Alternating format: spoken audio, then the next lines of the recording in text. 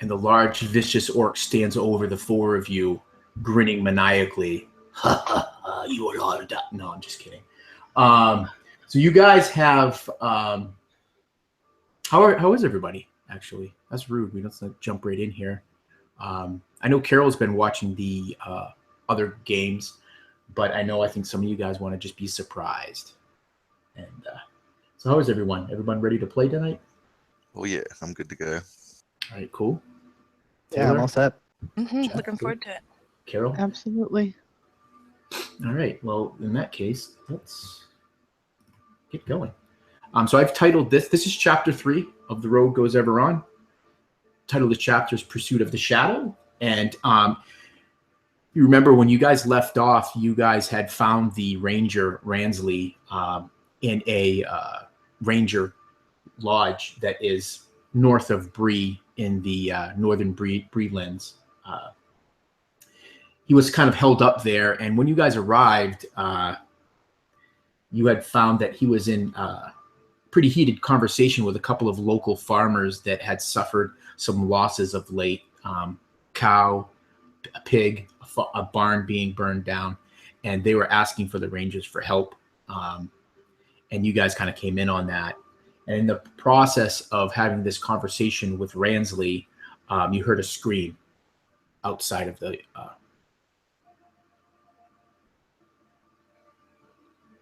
Oh, wait. Is it still on to begin shortly? I just noticed it. You're good now. Oh, okay. So you guys heard a scream outside, and you guys rushed out to see that one of these farmers, Arnston, who was there with his wife, had been struck by an arrow, a goblin arrow.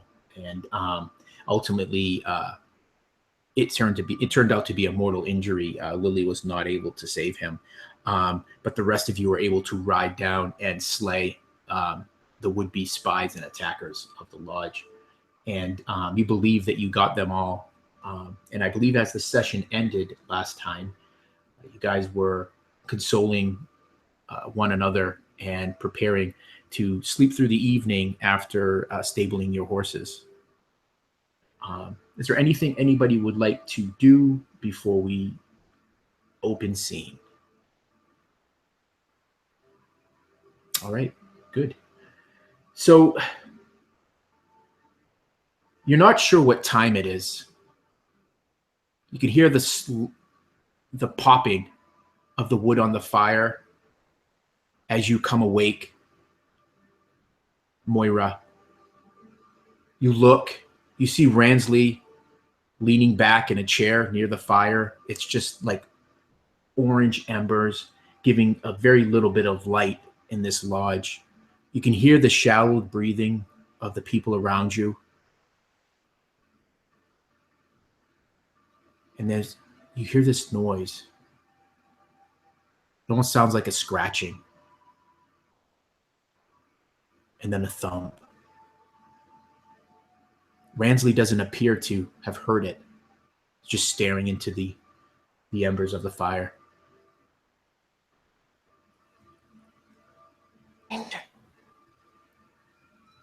Ranger.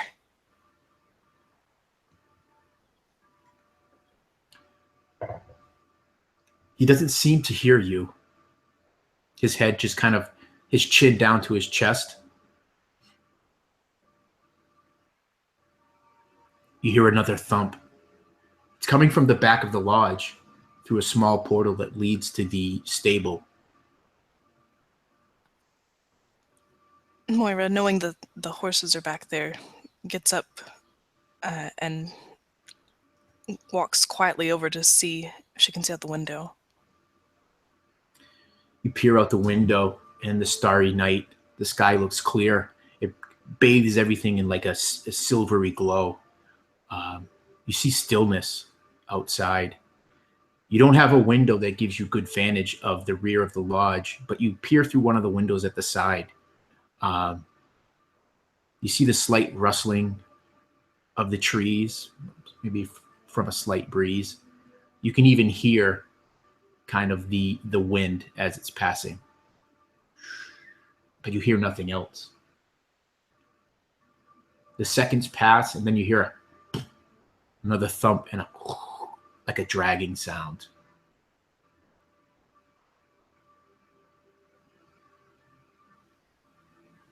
Ransley kind of adjusts a bit in his seat. He looks over towards you and says, "What's troubling you, girl?" I think there's something outside. Outside, you say? I haven't heard a thing. Well, that much was clear. He frowns at that, at the slight, and he rises from the seat. There's a creaking of wood. You notice that he has a long sword resting beside him. He picks that up. Well, guess we should be about looking at it. Where did you hear it? Back. And she'll point towards the wall. To the door? Okay. Okay. All right, then. You gonna stay here or you gonna come along? She opens her mouth for a witty retort and thinks better of it. I'll come. He nods and he says, he starts to walk to the door, and as his hand reaches for the handle, he stops and he turns towards you and he says, "You go out the front door there and swing around." Should we wake up anyone else? He smiles wryly at you. He goes, "If there's trouble, our screams will bring them awake quick enough."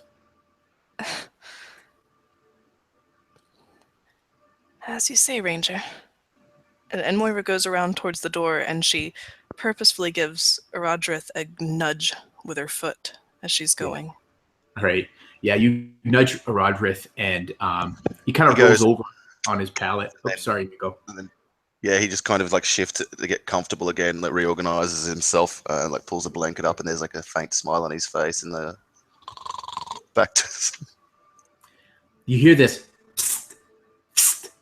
from Ransley, and he's kind of doing the shooing motion with his left hand as he opens the door to the back of the lodge that leads into the stable, and he disappears through the doorway. I will mimic him in the front door. Yeah, you step outside. You're met by the fresh, cool air of the evening. You can smell maybe jasmine or other some other type of sweet bloom that has recently sprouted. I don't know. I'm not a gardener, so it being spring and all. And you step out into the silvery light.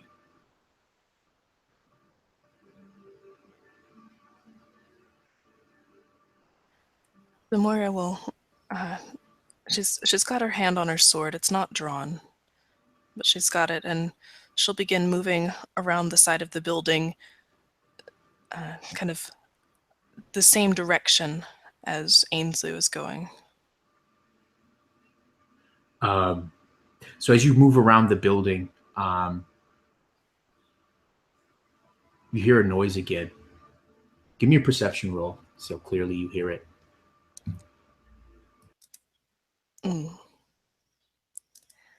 Remember, you can't do worse than your passive. Oh, so. Good. Then 14, my passive. 14, perfect. You hear that same kind of thump and dragging sound, but it seems to be more hurried, I guess might be the best word. Like it's a and then there's silence.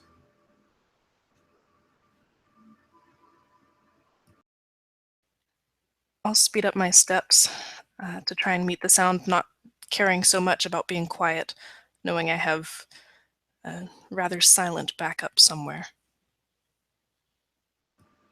Yeah. You start to move around. You're almost at the rear of the lodge where it enters the where you can enter, where the horses are stabled.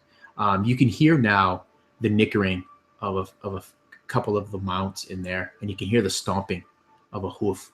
Not aggressively, just kind of like pawing at the earthen floor in the stable. You could smell something. It's a mixture. You smell hay. You smell the manure from the horses.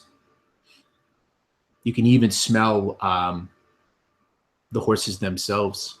But there's another smell there, something you haven't smelt before.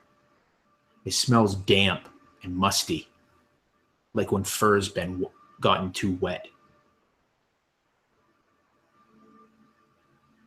Give me just give me a straight up give me an insight roll, Moira.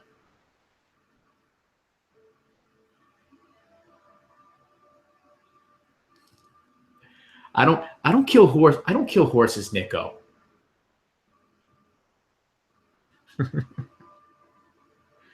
That is all of a 6. All of a 6. So what would be your passive insight? It would be just 10 plus your modifier. 12. 12. It smells like it's a smell that you remember when you first the first day that you met Orodreth. It's a smell of like wet fur. It's the smell you smelled on that boar. The memory of the boar and the wound twinges on her leg, and she silently draws the blade out. Yeah, there's this slight rasping sound of steel, good Rohirrim steel on leather as you pull your sword free. And you step through this doorway. You look, your eyes start to adjust. There's just a very pale silverish light kind of flooding in from the open doorway. And you see some movement, shadowed movement from the horses. You don't see Ransley moving about.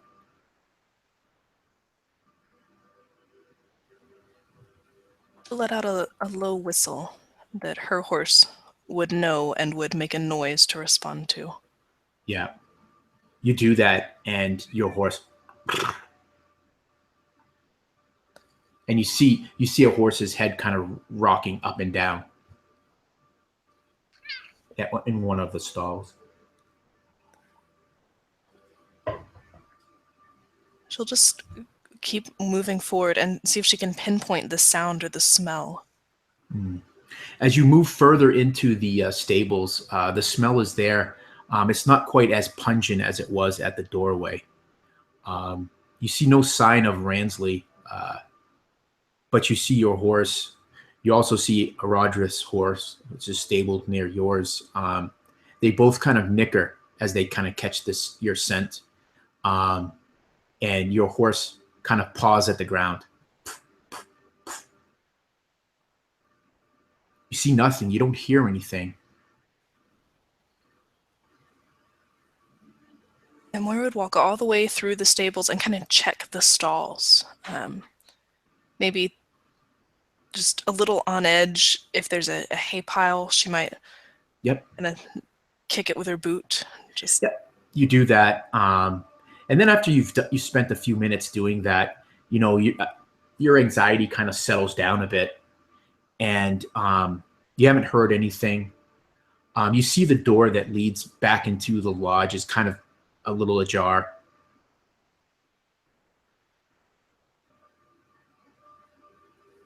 I'll go back to the door where the weird smell was strongest.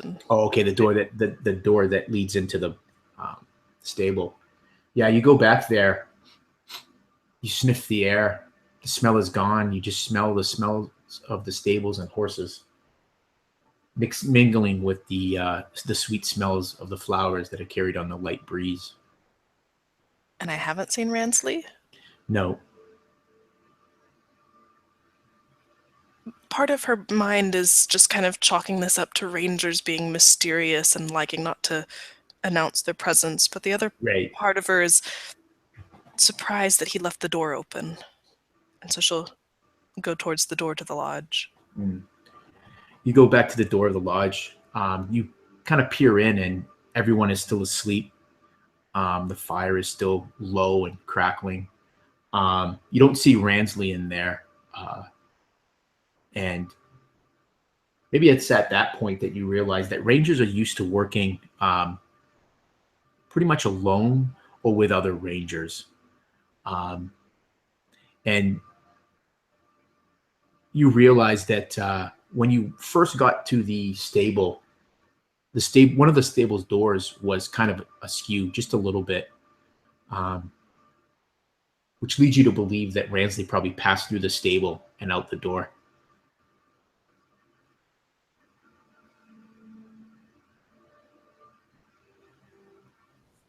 Moira is not familiar with rangers. They're not terribly trustworthy, always keeping secrets, which she thinks to herself with some irony.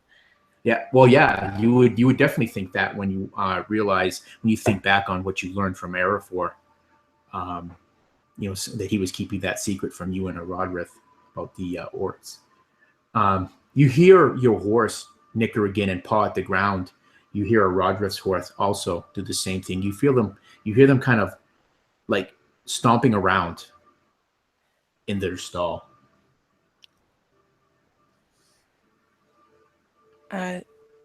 She'll kind of look into the lodge and give almost a stage whisper, "Orodreth!" and then head out towards the horses.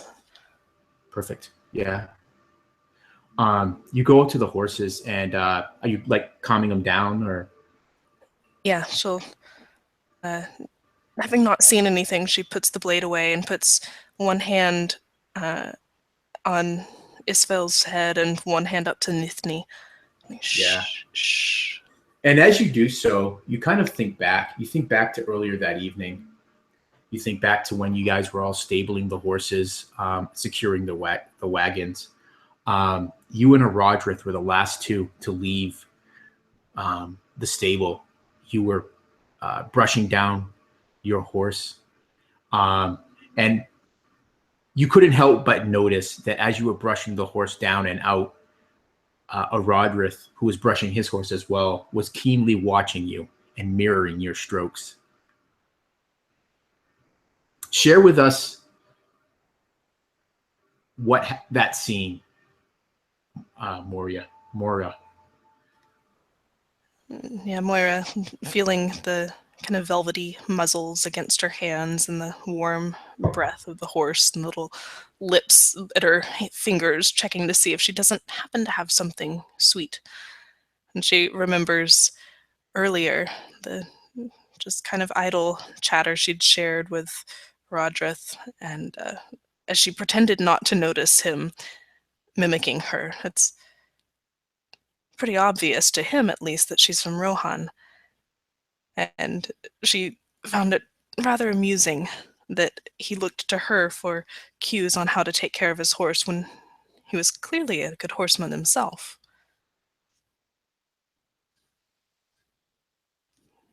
But she was too polite to comment on it, merely averted her eyes and said nothing.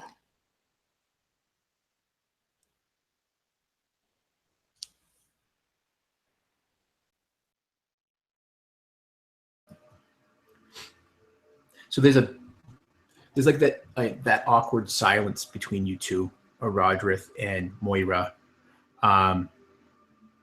You're brushing out your horses. You can hear people in the lodge through the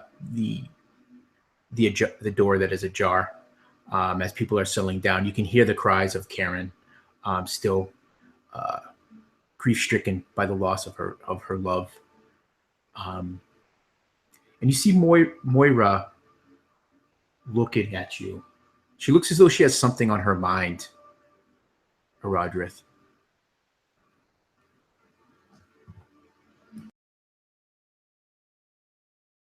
I think Orodreth would swallow and muse on that, but he wouldn't actually say anything. He's been with Moira long enough to know that she's like tells people when she's ready, and like all the ways that he might politely pry. She rebuffs them all, so he won't try again. Though we'll continue. Though like that won't stop him to continue wondering. Moira shuffles her feet and at last clears her throat. Orodreth, we've traveled together for some time, and you have been nothing but a gentleman and a friend. You've respected my privacy and hardly raised so much as a question, let alone an eyebrow. I owe you an apology for not trusting you. He looks between his hands, collects his thoughts, and looks Moira in the eye. There is no need for apology. I was a stranger to you, new to me. You were right to guard yourself against me. Saying that one is a knight of Dol Amroth is not the same as proving themselves. So my words, you were wise to not take whole solace in them and still be guarded. I do not accept your apology, for there is no need to give one, he says, and then smiles. She doesn't quite return the smile.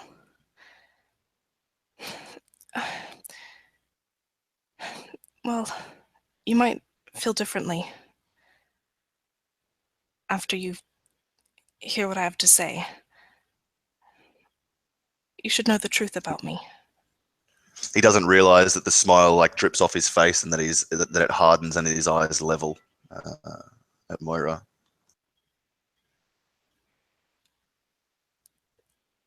If you still wish me to travel with you afterwards, I will, and if not, I won't hold it against you. I will take my leave.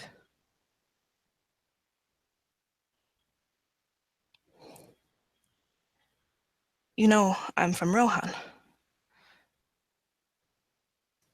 He nods. But I was exiled. He turns his head kind of like a puppy hearing a strange noise, trying to fathom why. Why would the Horse Lords exile such a maid so fair?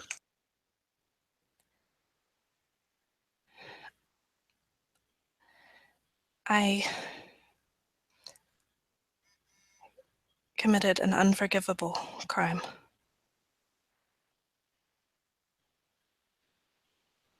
I killed my younger brother.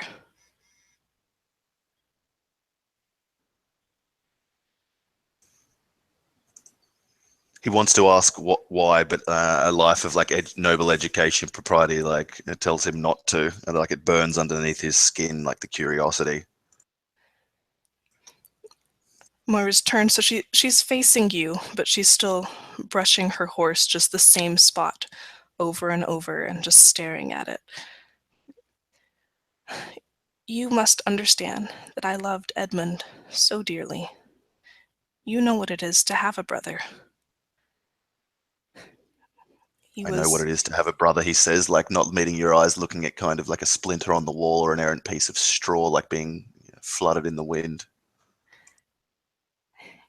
He was the sun to my moon, my friend, my partner. We weren't twins, but we were close enough to pass for it. He was my best friend. We grew up together, and our father taught us many, many things. Chief among them, as you might imagine, were horsemanship and swordsmanship.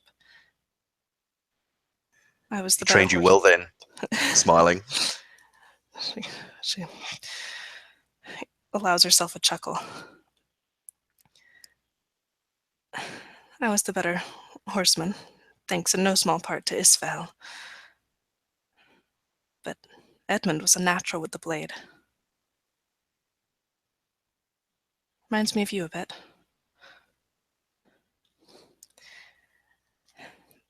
The day it happened, he was distracted. We sparred all the time, with blunted weapons, of course. But we never held back with each other.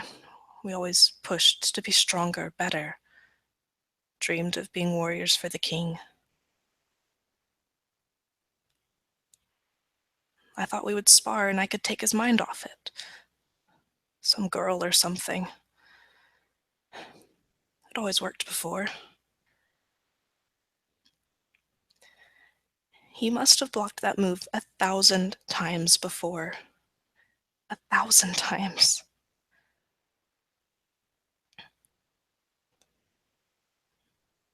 But he didn't. That day, he didn't. And I killed him. He died in my arms. I can hear his voice. I smell the blood. Sometimes I see it on my hands still.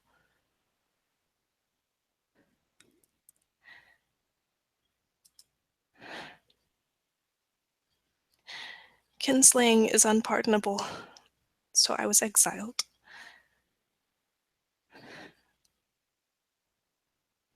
And I lost myself that day.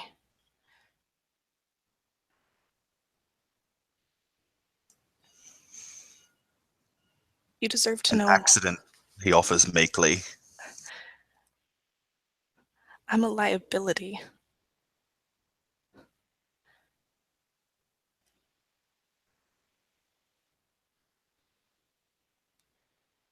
He doesn't have the words, and that his natural instinct is to embrace her, but he knows that he's a noble and that they are alone together, and so it's improper, and so he won't. So he stands there like an idiot.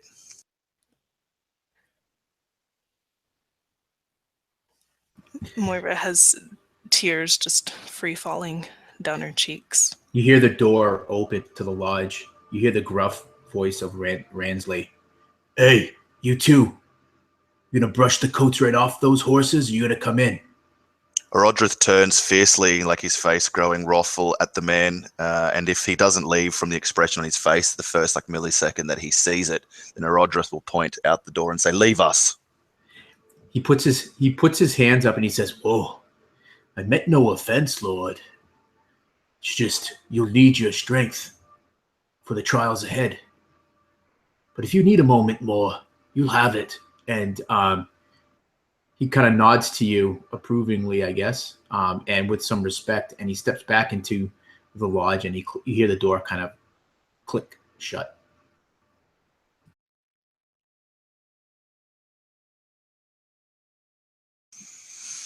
I thank you for your honesty, and I grieve for your loss.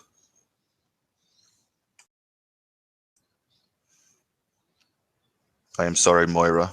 It must be a heavy burden for you to carry. I do not know your brother, but from what you have told me, you have his forgiveness. The laws of your people may exile you. It does not make you any less a maid of Rohan, a sister, or a friend.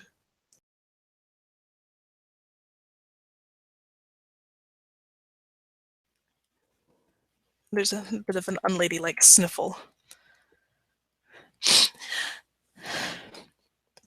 take out a little light blue kerchief that's got like a white swan embroidered in it on silk, like a fine thing.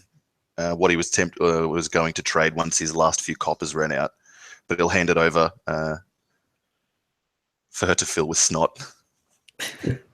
As you grab the blue kerchief from Orodreth and bring it to your face, Moira, you're brought back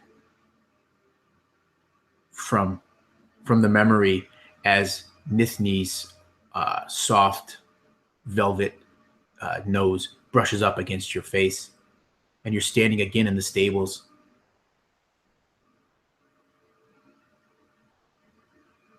You hear outside through the cracked stable door this crunching, pulling sound,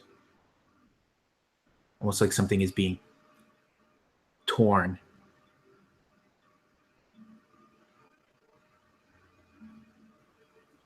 Moira shakes her head to clear her thoughts from the memory and the emotion of the previous evening. And then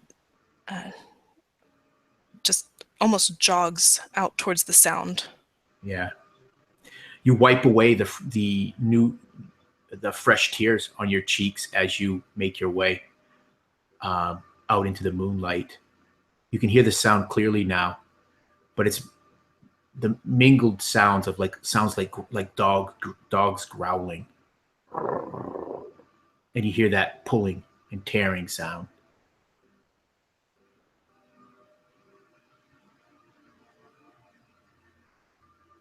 She'll pull her sword out again and kind of follow it, unsure of if it's a wolf, if it's a feral dog, what's happening. You don't go far. You go just beyond the stables, maybe 10, 20 yards, and you see movement in the silver darkness. I mean, the silver light of the moon, and you see two shadowed forms tugging at a smaller form. You see a hand splayed out, a sword, several feet away from it. You hear the sickening pull of flesh as it is pulled free of bone. And one of the dogs, actually a wolf, probably one of the largest wolves you've ever seen, raises a blood-coated snout up your way, and it starts to growl.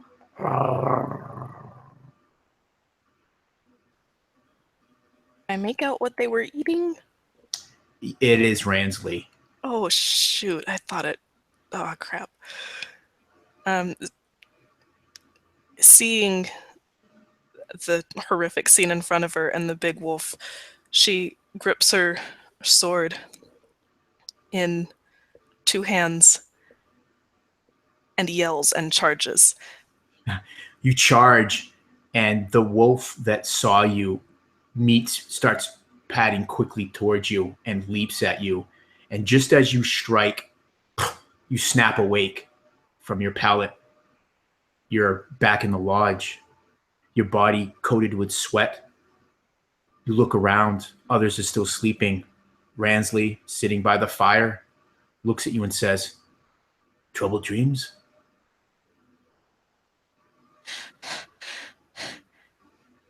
A wolf. You died. I'm alive enough, girl. Here, come here. Better you don't go right back to sleep after you've been touched in such a way. And he rises from his seat, and you see him starting to pour some of the watered down ale. And he again points to the one of the seats near the fire. Says, "Have a seat, girl. Tell me about it." She nods and takes a grateful sip and relays the whole thing, leaving out her memory of the evening with Orodreth. Perfect. And after a time, talking with Ransley helps you to settle your spirit, and you're able to return to the pallet. And when you awaken again, Moira, it's at the early lights of dawn, and you see others starting to rise as well. When Ransley sees you, he gives you a knowing nod, and you know that what passed between the two of you the night before will stay that way, stay a secret, unless you so choose to share it with your the others within your fellowship. So the rest of you rise, and as you do so, Ransley asks you, Araphor, he says, "So what are we about today? We have these others. We have goblins to find."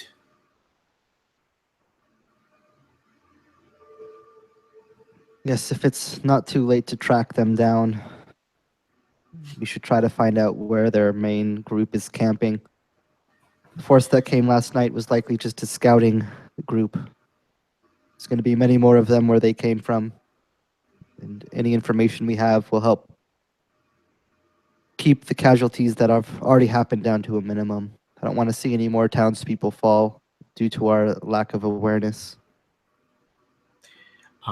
Ransley kind of snorts a bit at when you say, "Can we still track them?" Believing that rangers are probably the best trackers next to elves in Middle Earth.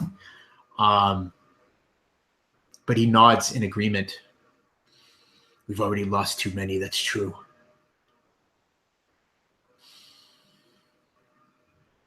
I think that I should return these people back safely.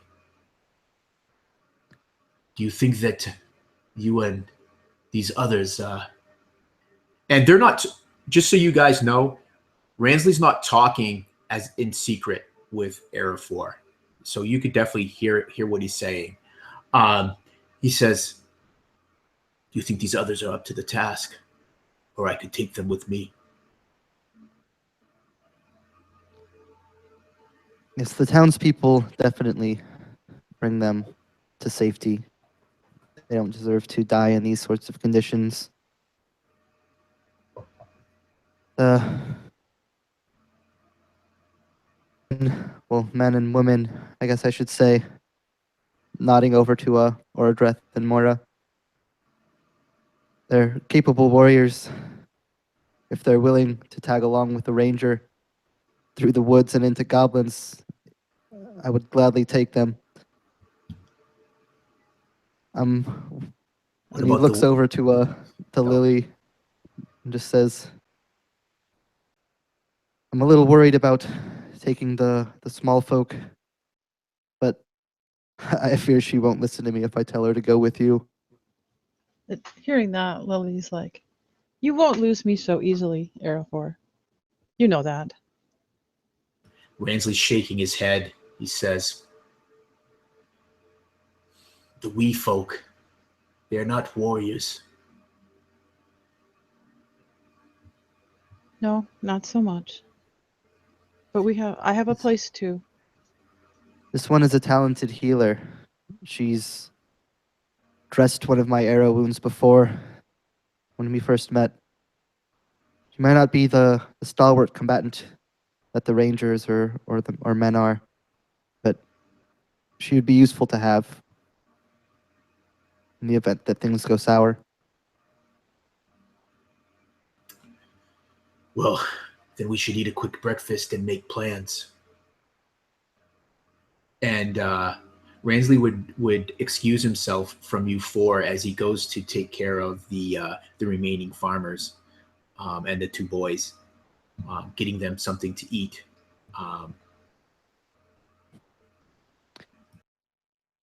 And Araphor, with that, will look over to the three of his newfound companions and just say, I won't ask you to do anything that you would not offer up freely. What I set out to do is dangerous. It will lead us straight into the shadow, straight into the fiends of the enemy. I won't ask you to come with me, but if you would join me of your own accord, good. There again, Lily will speak, and she will say, Araphor, I saw the shadow come into Bree. If it can go there, it can go anywhere. I need to stand against it. I might as well go because I'm no safer at home. And she starts to think of her friend that she lost to the goblins, and her face gets sad as well.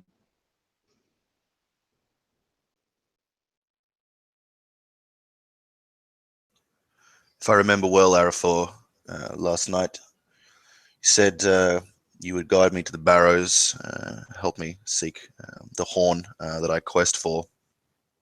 If that holds true, then I'm honor bound to go with you and see this scourge scoured from the Brelands. I've given my words and will not break it a day later. I am yours in this endeavor. Araphor nods and says, so then it's only fair that I give you mine. If you help me track down these goblins, you have my word. The next stop will be the barrows. We will find what you seek. Here.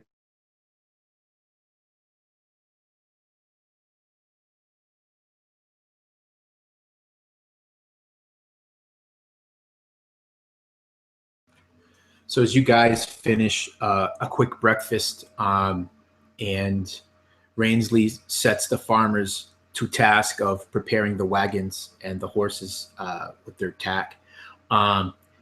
He clears the table and lays upon it a map, and you can see that it's the surrounds of Breland. He motions you all to come forward as he uses a couple of cups and 2 weighing stones to hold the corners down. He says, "Here," and he points to this grouping of small. It's like a hill range that lies between the Greenway and the. Oh my gosh, I totally spaced on Brandywine River. And he says, "These forests and hills here. This is where I've seen the most goblin activity. They seem to be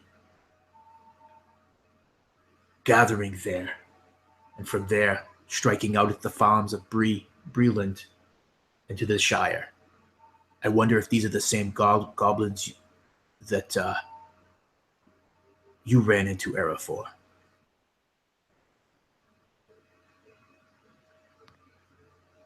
They could very well be from the same group. Worries me that they're able to send so many forces to so many different places. The numbers may be more than we can handle. Ransley tosses down a broken shaft of the goblin arrow that slew Arnstein. Have a look at that. Does the fletching look similar to the goblins that you encountered in the Shire?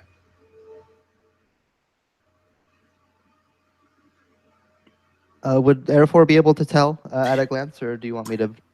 You can definitely give me an investigation or a survival. You definitely had a good view of the arrow shafts. Alrighty, that is an 18 on the die plus survival is 22. Yeah. It doesn't take you long. You don't even pick it up off of where it's resting on the map, and you see that the fletching is similar. Seems to be some the feathering of some dark bird.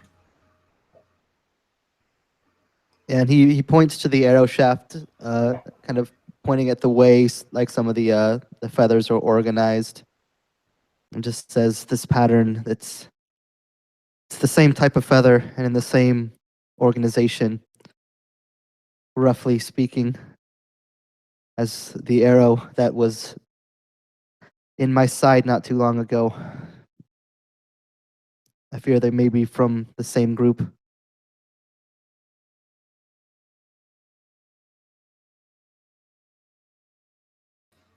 He shakes his head and he says, "It's as I feared. They're growing in number. Must find their nesting point and strike at the heart. It would be best if you can locate this nest, and we can deal with it. I would not expect you so few in number."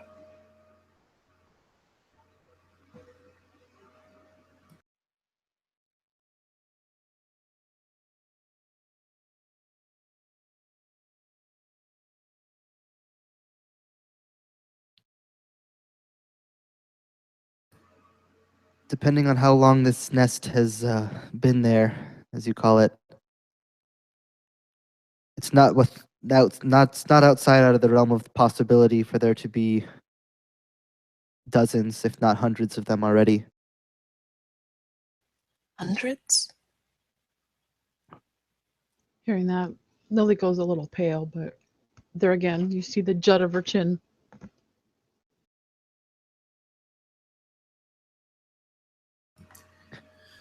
They are a plague on the lands in the north. We rangers, we do what we can to thin them, but we are not as many as we were. Usually, just our presence alone is enough to cause them fear. They are craven and cowardly creatures. They must have something, some evil of the shadow that pulls them together. Is the only reason.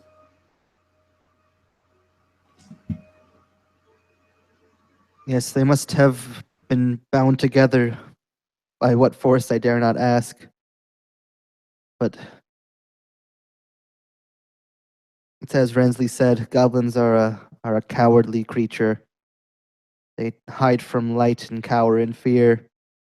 Yet the goblins that have attacked, at least in the Shire, did so in the dead of day. The sun was at its peak. Their And against motivation. greater number. When they attacked us at the Rangers Holdfast, there were 3 of them. I've never heard of such a thing, chimes in Orodreth. Where do goblins gain such courage? It is not in their race.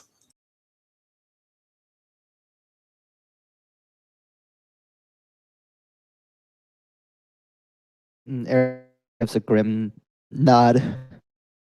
I didn't answer to that question, but clearly that's a puzzling point for him at the moment.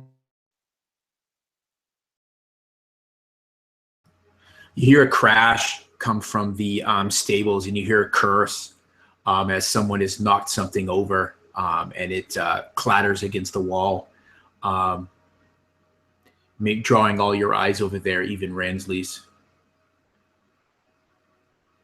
Then he turns back to the map. Araphor, I would start here. It is not far. You could easily make this in the day.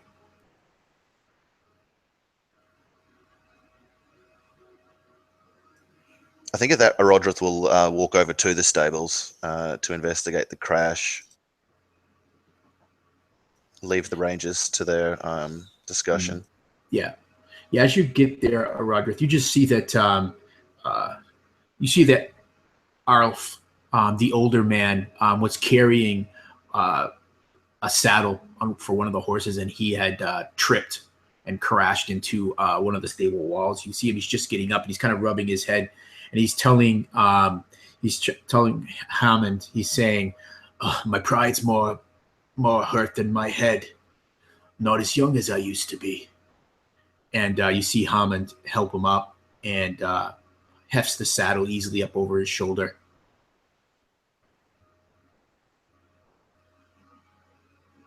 Yeah, I'll try and lend a hand if I can. Perfect. Yeah.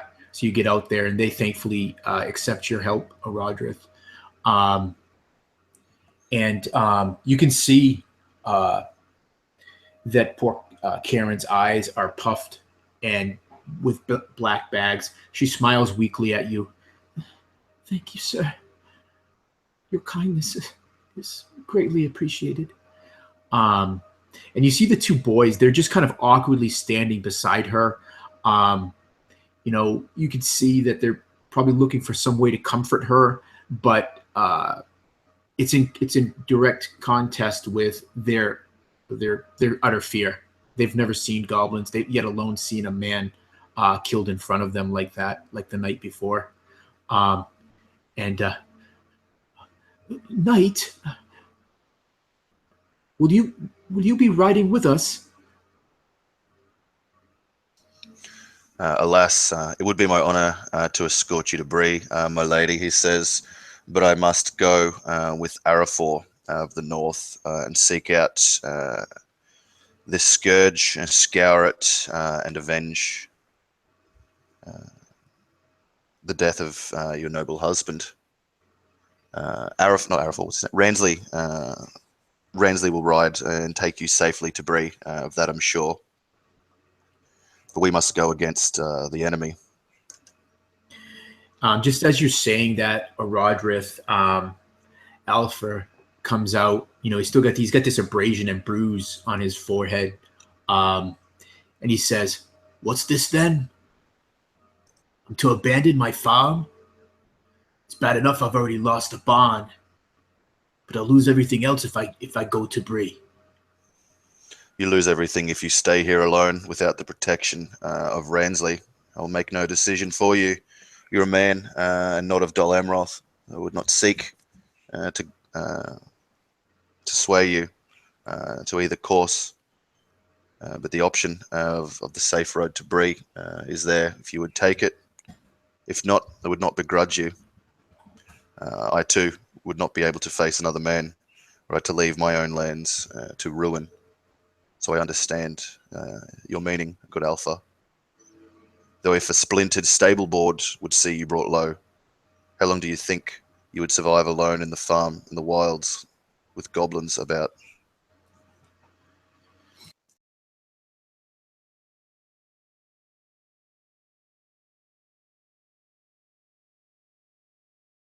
He'll leave it to the man to think about that, and he'll turn and reach into his pouch. He'll take out the last money that he has, all of it, and he'll hand it over to Karen and say, we passed the helm around last night after you were all to bed. We're sorry for your loss and know that your coming time will be hard. Yeah, Hopefully these coin we can say, muster will help you. All right, give me a persuasion roll. It's actually a lie, but I'll roll persuasion anyway. Oh, then it's deception. Yeah, it's even worse. 5. Well, what's your passive deception? 12. 12. Yeah. You can see her hesitate at first, and then Oswin, who's near her, kind of nudges her elbow, and he says, "It would be bad luck, Karen, not to take a gift from a lord." And she smiles at you, and before she even knows what she's doing, she just quickly engulfs you with her arms, and you can just feel her her warmth as she gives you a hug. And she says over and over again, "Thank you, Lord. Thank you, Lord." And until she kind of steps back, kind of remembering herself, kind of blushing a bit. You see tears on her face, but you see now for the first time those replaced with maybe a little bit of hope. And we move back inside. You're looking over this map. Ransley has pointed to this one section of the wooded hillside. "I would look here," he says, and that's as Orodreth walks off. Ransley seems to not notice or care that the knight has left.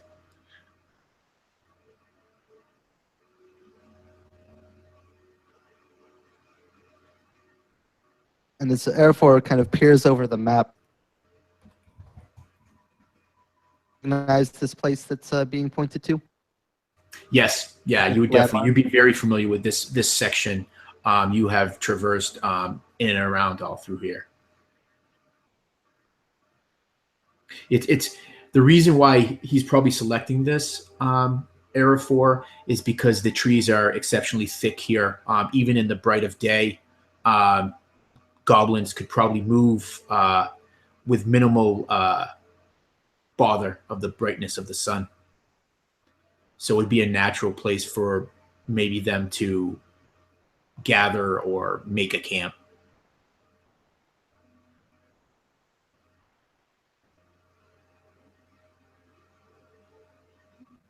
And with that feel of the location, Araphor would just... Yes, it seems like a logical first place to start. As fresh as they still are over the night. Feeling that you may guess that they may just lead us in that direction regardless.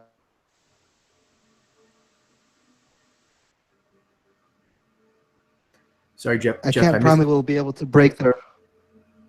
I was going to say I missed that last part, Jeff. You kind of broke up a second there. Oh, Araphor just said, yes, we'll follow the track if we're able, if they're still fresh from last night. That direction. Yeah. And I guess that we'll be able to break their horde. It truly is as many here there will be. Find out what or who giving these goblins their courage that they had before. At least that useful. Ransley listens to you and he nods. And he says, "If you cut off the head, the rest will lose courage and scatter until a new warlord comes up." comes forward that will buy us time so that we can thin them further. Araphor, it is not an easy task that I ask of you. And he looks at the other two of you, Lily, Moira, you two must find this warlord. If you can, kill him. If not, find me and Bree.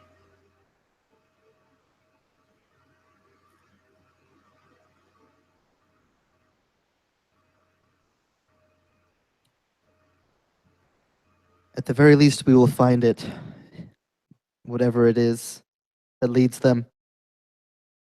If we can get a clear attack, by all means, we'll bring its head. At the very least, we'll bring knowledge. Ransley nods in approval. Then it is settled then. I will get these good folk to the safety of Bree. You will track these creatures of shadow.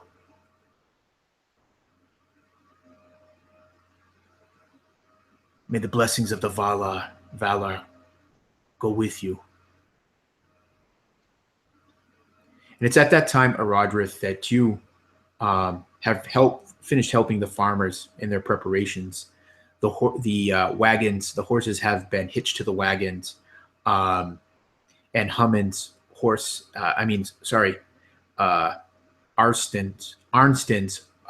has been saddled for Karen.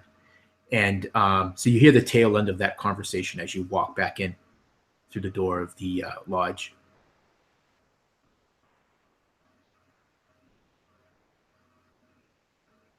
Ransley says,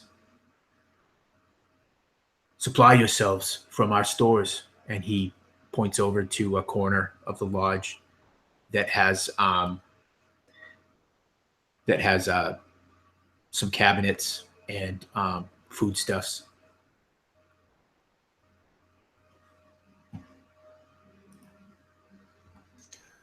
Obliged. We'll see it replaced, Ransley.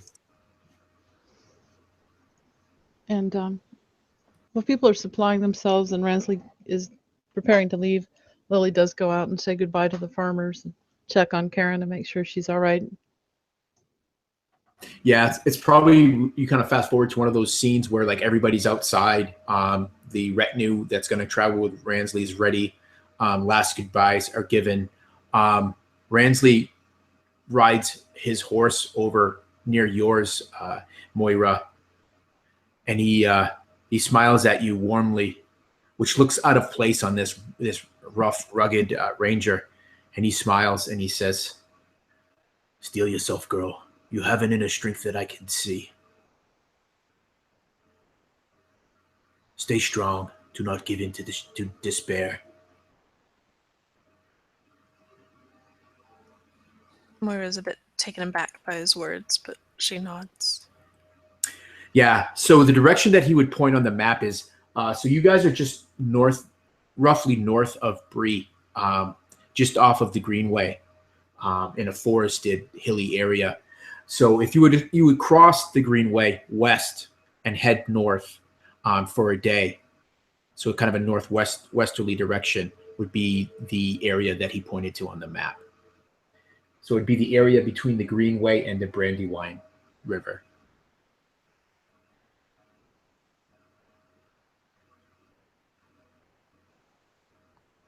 Yeah, and now that the group of them have gathered and applied themselves, Araphor would translate that information over to his companions. We head west.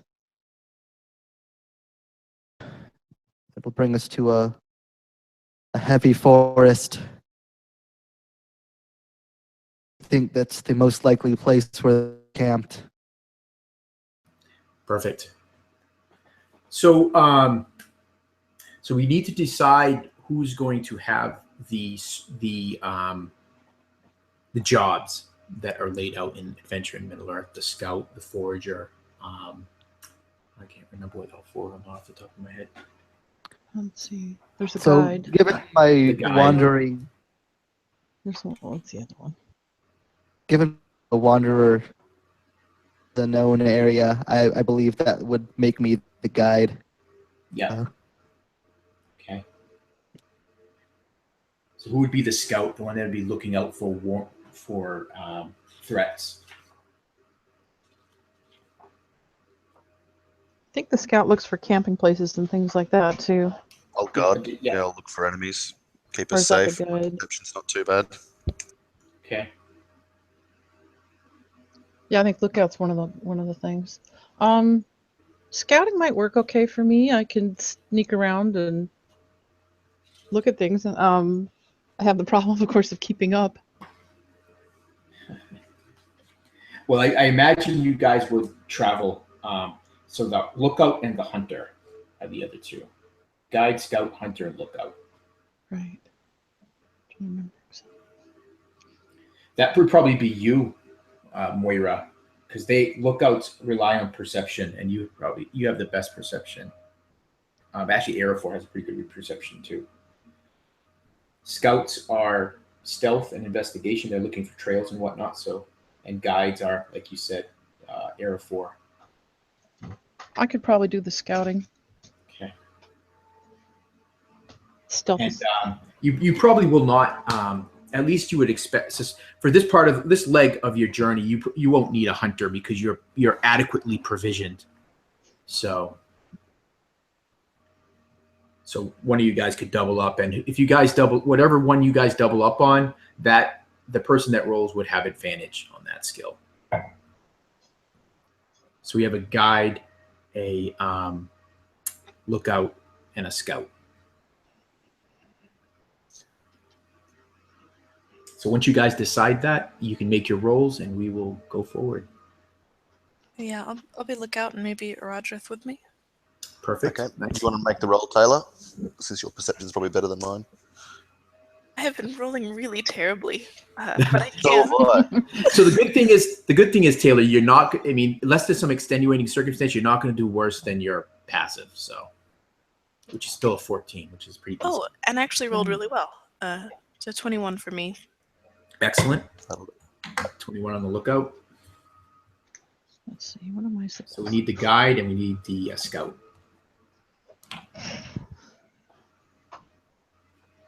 I'm embarrassed to say I'm not sure what to add to for the scout.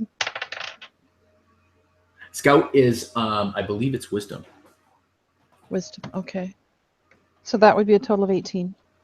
Okay, 18 on the scouting.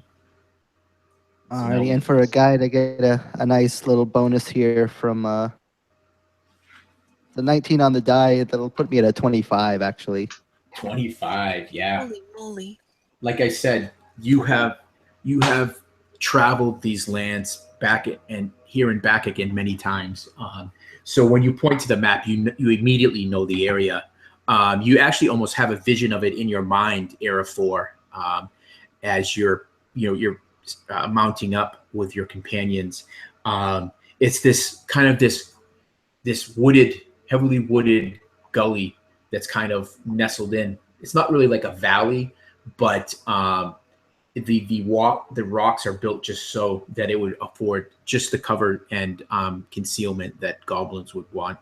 So that's the place you lead your fellowship to. And with those rolls, guys, you make really good time. You pass a few people along the greenway as you make your way west. Do you guys give them warning? And if so, how would you do it?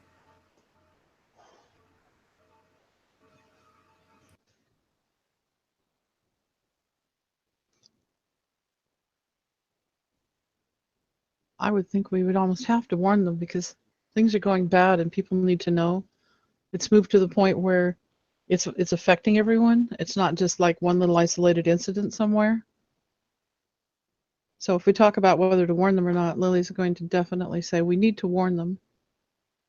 They need to, they may or may not believe, but if they believe, they'll have a chance to prepare and they will be safer. About to your wisdom, Shireling, says Orodreth. I will speak to them Perhaps they will hear more thunder from the voice of a knight of Dol Amroth, these Breelanders, than other folk they do not know. Yes, I fear they won't pay too much attention to me. And she looks at herself, knowing that she's not that old and not that big and not that imposing, even for a hobbit.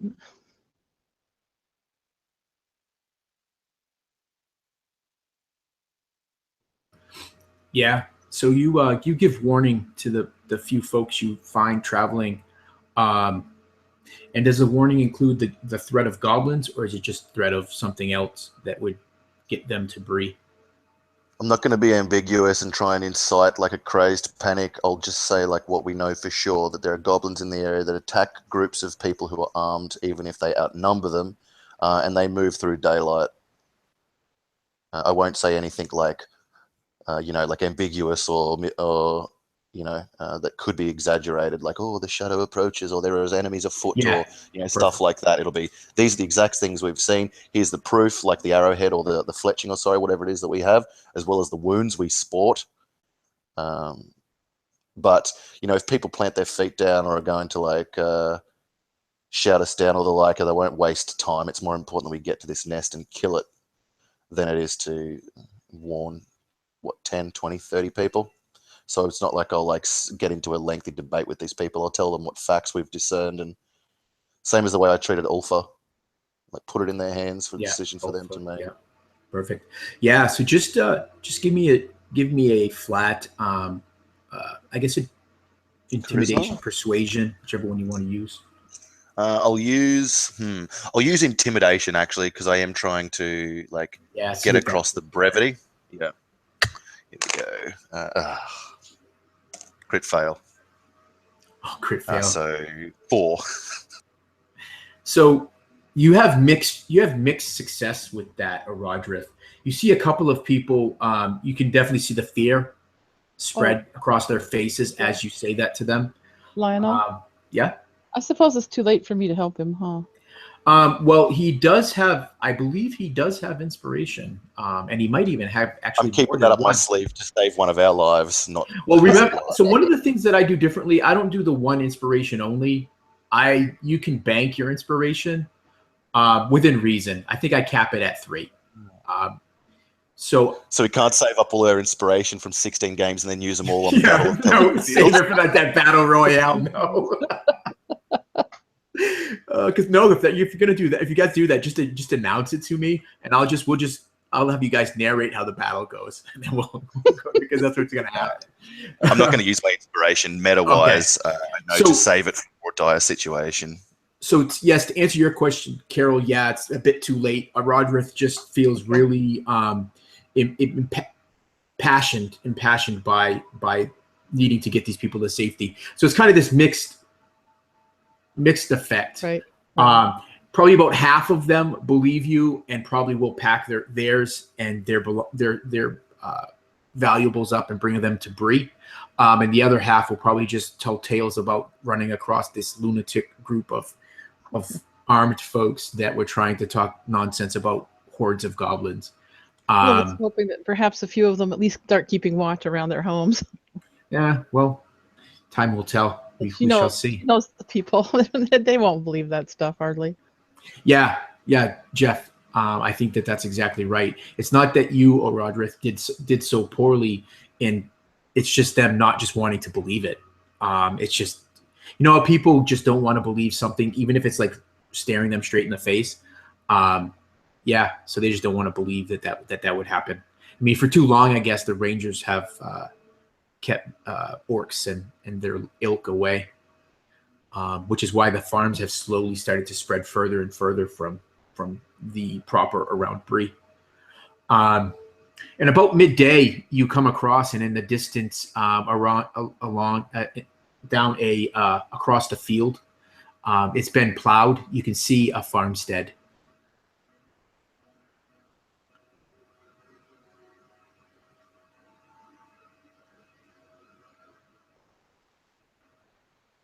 So would you guys like to approach? Yeah, definitely. This is something that's of interest to us. We could discern from investigating it if there's been goblins around here or not, or if there's people that we need to warm, or if it's abandoned, then it's a roof over our head for we might make camp later on this evening. So Right. I would say it's in our interest, but I'm not going to move forward to make that happen. I always look to Araphor in this situation. I think if we were in a city or the like, I'd feel more agency to just do that. So he's kind of, to the wise ranger, probably looks like he's interested in it, but he will just kind of wait to see what the ranger's final decision on the thing is. Yeah, and I imagine as we begin to pass by it,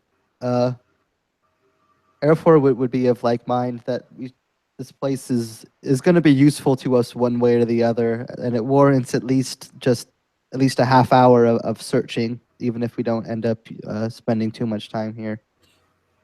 And would absolutely kind of guide the group in that direction, kind of looking for tracks along the way, either humans, if people live here, or of goblin activity, trying to see if this is occupied or not. Mm-hmm. Yeah. So, Yeah, Lily kind of looking at him, maybe even a little shaky, says, maybe I could sneak in around and see what's going on.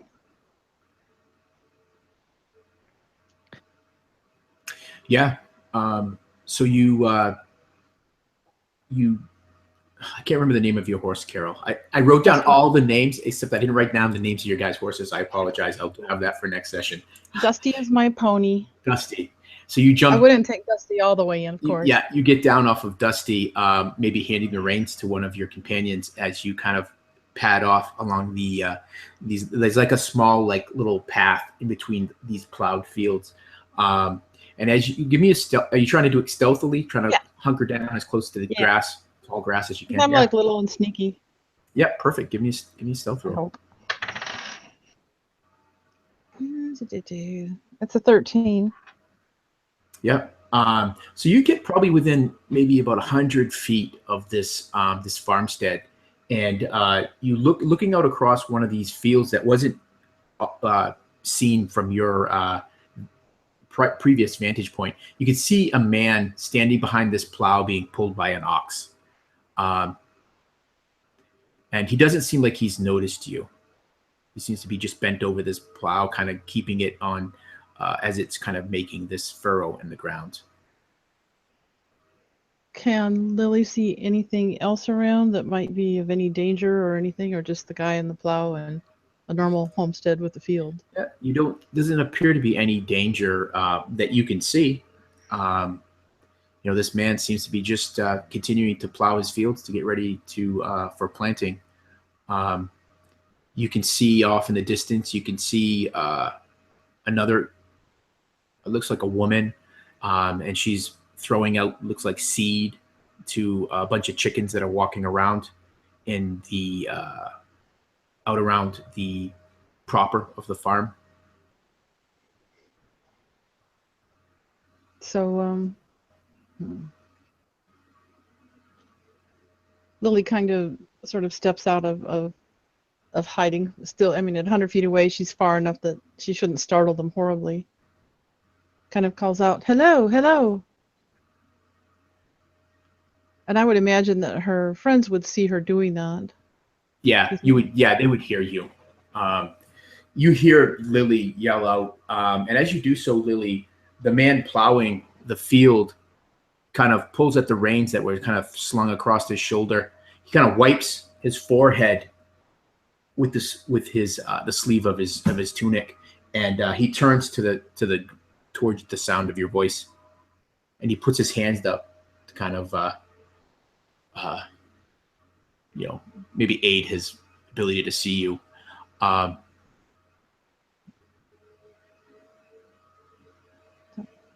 Hello, good sir. Good day. And she walks closer. Yeah, he kind of wraps the reins of the oxen around one of the handles of the plow, and he starts to walk towards you. And he just yells out to, because there's still quite a bit of distance between the two of you. He says, "Can I help you? Don't see many hobbits out this far." Yes, yes. Well, I'm not alone. I have friends with me too. But we didn't want to startle you. Assuming her friends were coming up behind her, knowing that she's talking to him. You know, that she's talking to someone anyway. We've news to share when they all get here.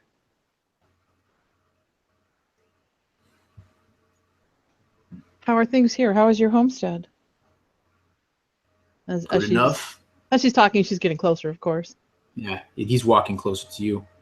He's kind of got this quizzical look on his face. He's like probably expecting the rest of your group to be hobbits. He says, good enough. All things considered, the weather's been good. I've almost plowed all my fields. I'll be laying seed within the week. Yeah, I've lost a few sheep, but I think there's some wolves about. Wolves and perhaps a bit more. My comrades could tell you more. He kind of raises an eyebrow at that. What do you mean more? This far out, it's not uncommon to have wolves. So I keep dogs. Well, that's good because, you know, there are wolves. But hoping that her friends would get there pretty quickly. But just as we haven't, but if they're not there yet, she's going to say, we have encountered goblins. Goblins that are not afraid to travel by day. Goblins that travel in groups. And that will attack armed men. As you're saying that, he scoffs, and you can see the disbelief on his face. He says, "Girl, I'm not ready for. I'm not in the mood. I'm not in the mood for fairy tales. Nor am I in the mood for jokes." I thought they were a fairy tale or a joke as well until I pulled a goblin arrow out of a friend. Well, I've work to do, and he says, "Better you just move along. And you better make quick of it." And he points up to the sky, and you can see, Lily, the sky has been slowly darkening as the morning has gotten later into the afternoon. Yes. I have weather sense, so if there's a storm coming, I will know. Yeah, you definitely know there's a storm coming. Says, yes, I can see that rain is coming. There's going to be a storm. Is there any chance we could shelter with you?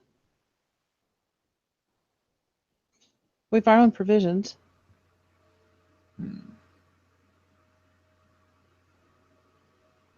Yeah, it's at that point that the rest of you are riding up on them. The man stops. He's about halfway between you, Lily, and his plow. And his disbelief is kind of replaced with maybe a bit of concern as he sees the mixed group.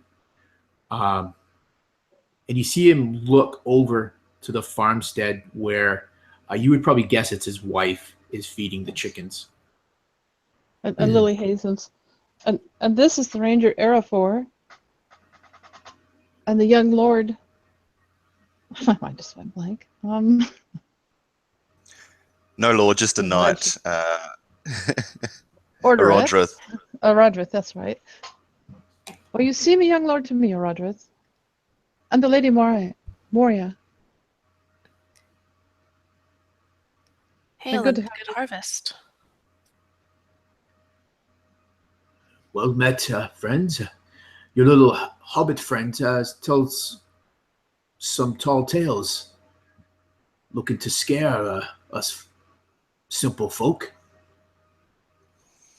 Just to warn you, sir, so you keep track. Many people are going into Bree for safety.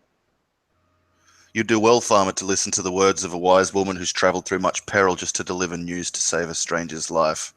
Her tales are not tall, she tells no lies. I corroborate her story. I've seen with my own eyes what I assume she's told you of the goblin threat in the Outer Bree lands. Your seeds will never flower if they come, and I would assume that it is them that has taken your sheep. Your dogs would not rely on them. They did not even smell a hobbit or we three, passing into your land without challenge, what hope would you have against goblins? Well, to be told, the dog it's a bit old and it's half blind, and I don't think it can smell like it used to. Didn't really see the need. Rarely get to trouble with wolves, but his voice kind of shakes a bit. Orcs, so close to the settled lands.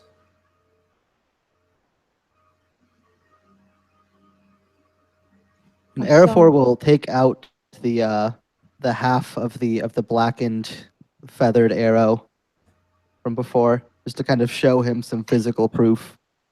He says, "I don't mean to startle you, but we're growing braver, stronger, and in more number.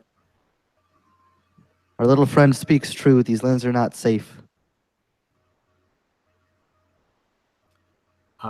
As you're saying that, fat droplets of rain start to hit the ground and across your shoulders,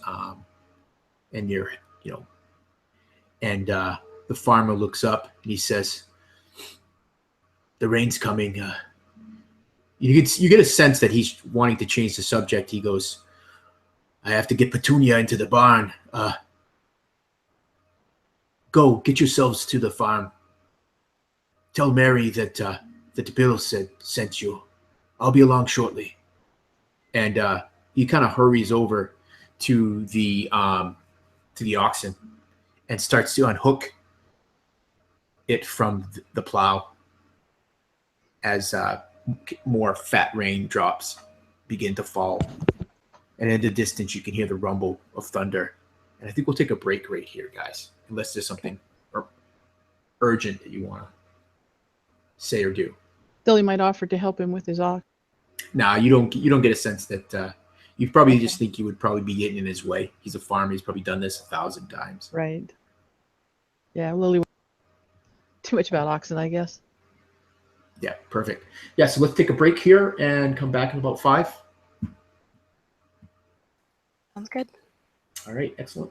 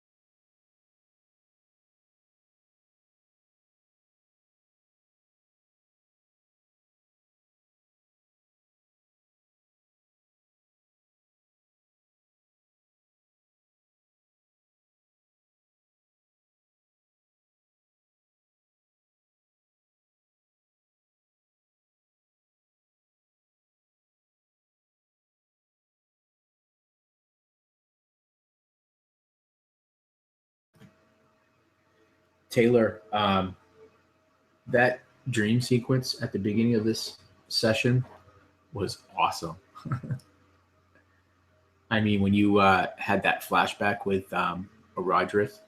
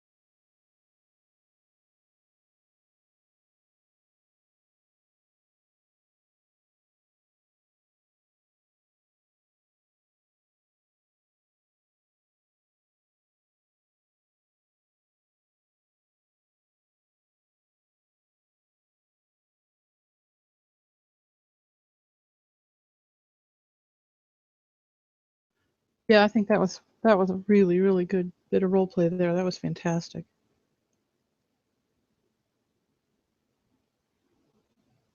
And Are Taylor you pretty cheating, much had a Taylor, walking volunteer. around with your wireless headphones? I'm here. No, but I was just saying, were you cheating earlier?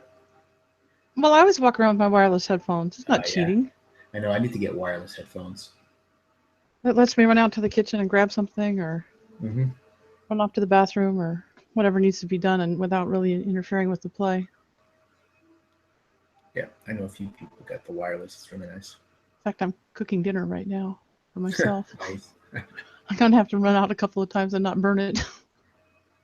Good. Well, I'll try not to do anything bad to poor Lily when you're away. Yeah, I'm only a few steps away from the study. Just remember, not burning down your house is more important than rolling dice. You're just.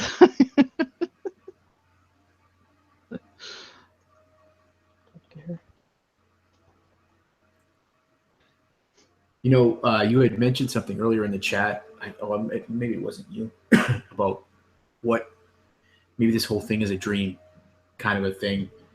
And We never know if we're dreaming or if it's real. How cruel would that be to like play this whole session and then it ends with like it's like Orodreth's dream or it's Lydia's dream. All right. Somebody would have to go to Maine. In the cabin with Ransley again at the end of this. Yeah, you're sitting there in the lot. Just remember, you're gonna play in the game I'm running. Right.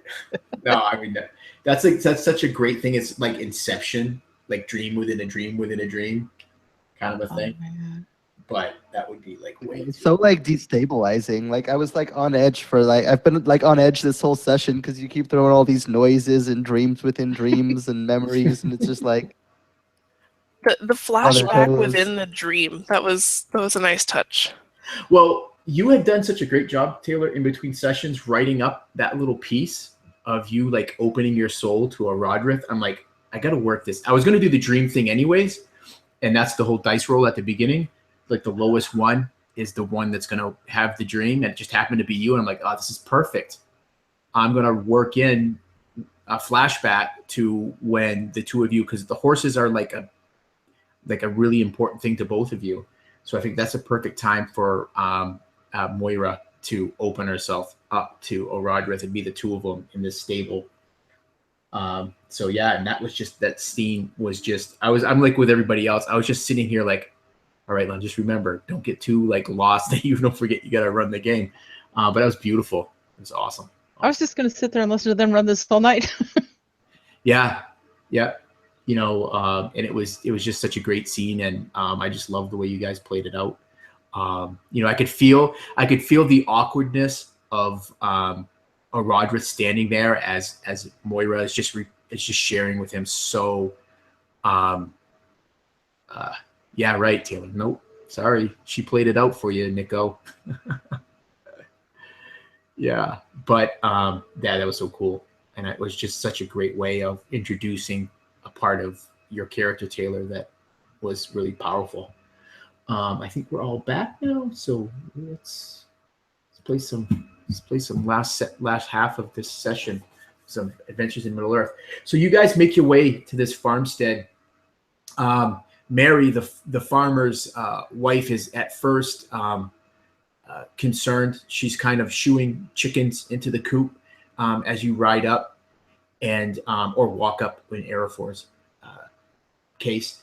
And but she looks past you and sees that her husband Bill is leading the ox back to the barn and does not look like he's concerned.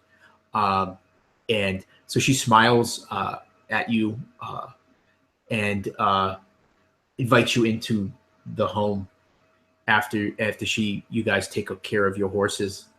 And as you do so, it's the same time that you guys are kind of unsaddling your horses and putting them and securing them in the barn when Bill brings the ox in. It's just soaked to the bone from the heavy rain that's falling from the sky. You hear the thunder rolling, and Moira, you get this whiff, this smell of musty fur. And as you do so, I'd like you to make a wisdom save for me.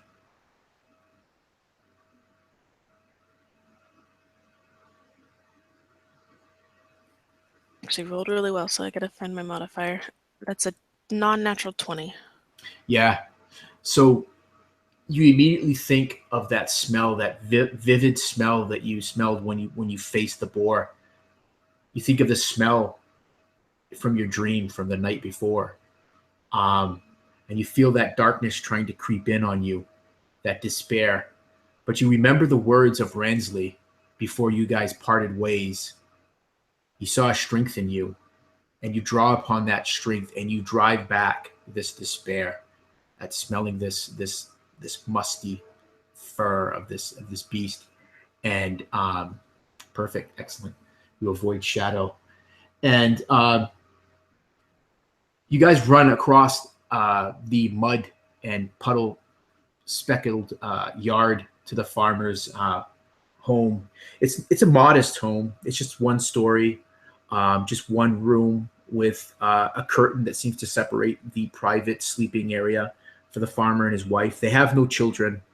You see this old dog asleep by the hearth, and you quickly realize this dog is probably more blind than deaf, and lacks much sense of smell. That it probably wouldn't warn the farmer of a wolf, even if the wolf were right on top of it. But they offer you a meal, and they listen to your tale of the goblins, and they promise you that when the storm breaks, they will pull together whatever valuables they have and head south on the Greenway to Bree.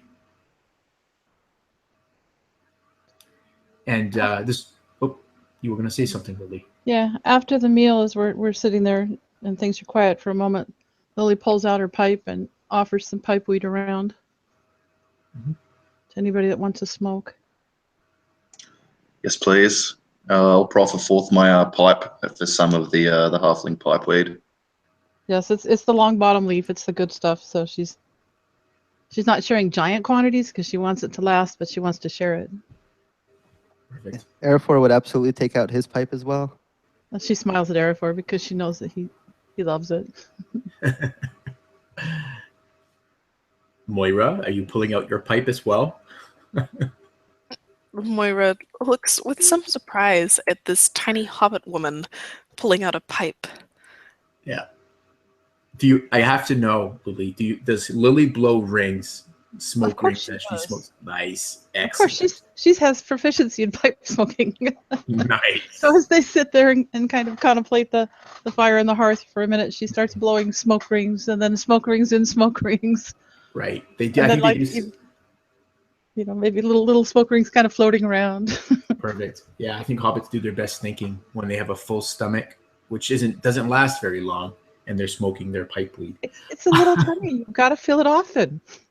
Perfect. Yeah, so it's the better part of an hour before the storm starts to lessen in strength. The thunder starts to die down.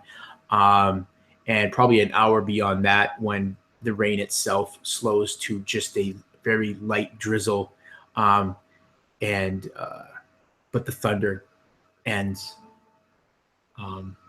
When this happens, Mary and Bill start to pack up some of their most precious belongings. They don't have much. They're simple farmers. And they load up a cart, and probably within an hour or so, they're packed and ready and on their way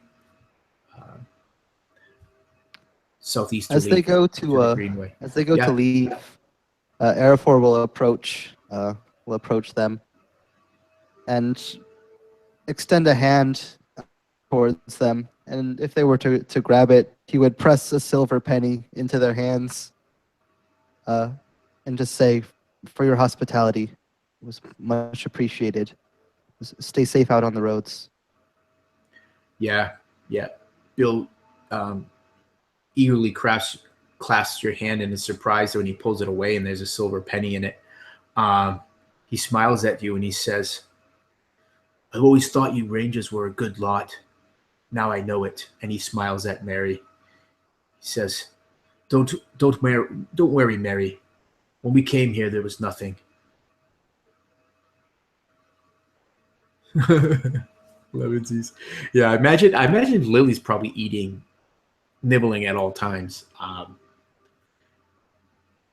But so it's probably about mid-afternoon by the time the storm is broken. And you hear the creak of the wagon wheels as their ox slowly pulls them away from their farm. They've kind of let their remaining sheep and chickens loose, probably hoping that when the threat is diminished, they can return and recover most of them. What do you guys want to do? You very successfully avoided a bad thing by finding this farm and getting shelter from this storm. You have a few hours of daylight yet before darkness comes. What would you guys like to do? I say we should push on, and we should try and find if there's any remnants of the path that haven't been washed away from the rain. If anyone can, a ranger of the north. Normally I wouldn't attempt to track now, but with him, perhaps with Araphor, perhaps it's worth a shot. Otherwise, we could just shelter here for hours, which I would feel might be a waste of an afternoon. And Araphor would frown and say, "The rain will likely have washed away some of the useful tracks that we could follow. I still know the best way that we can head, and at least the rain should mask our tracks as well. But I agree we should continue on. Every hour spent here is an hour that the goblins continue to grow." So the skies are still overcast as you leave the farmstead. The sound of the wet earth kind of squishing beneath the either footfall or hoof fall. And as you get around the farther side of the farmstead, Araphor, you notice tracks pressed into the mud. As you get closer, these are fresh tracks. These weren't tracks that were there before the rainfall. Large wolf tracks.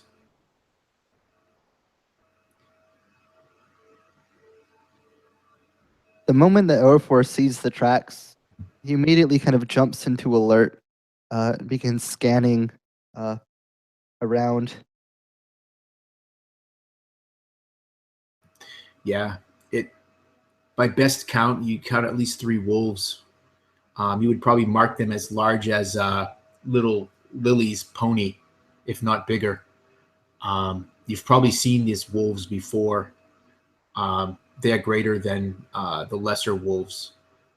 Some say they are servants of the shadow, but only maybe the Rangers know for certain.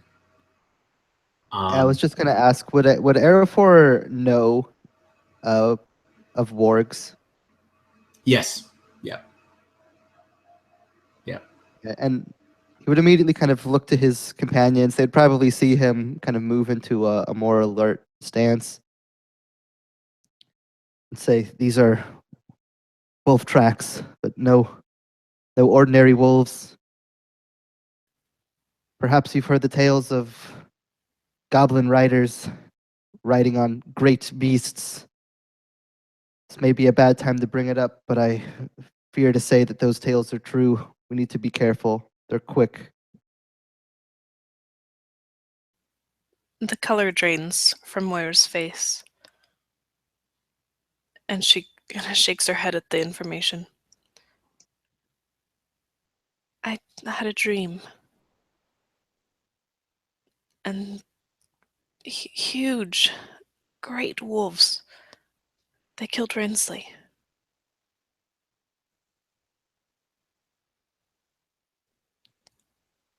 Never had a dream like that before. Araphor's face sinks into a deep frown. Some people may cast aside dreams, but he's heard tales of these prophetic dreams having meaning. And he doesn't respond to what Moira says, but his disdain and worry is clear on his face. It says it all.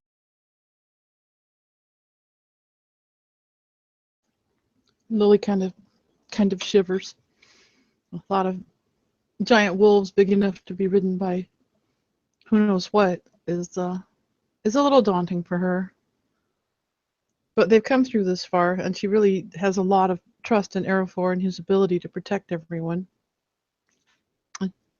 She thinks Orodreth, the other two look pretty strong too. Just like, we've got to go forward. That's what we're here for. Perfect. Araphor, give me a survival roll.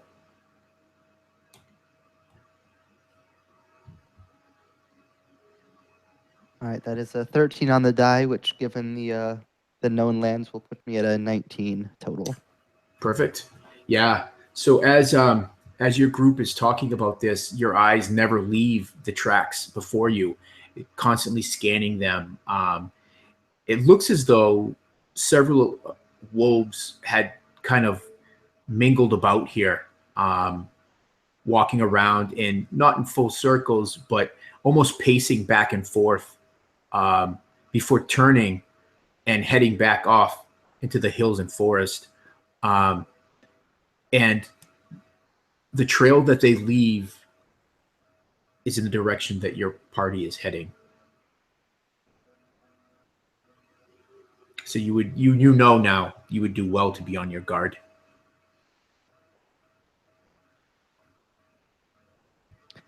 And Araphor would absolutely relay that information and tell everybody to stay vigilant. Threats could come out from any direction at any time. Gauging the size of these wolves and hearing Araphor's words, I think Orodreth will draw out the lance and ride like armed with the lance out to give himself some reach. Lily will have her bow out and right ready too.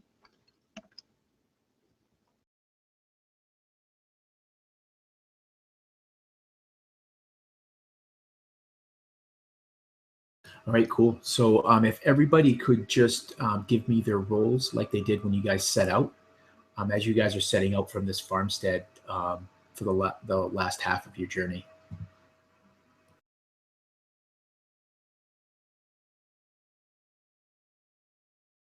You're killing me, Taylor, with your rolls.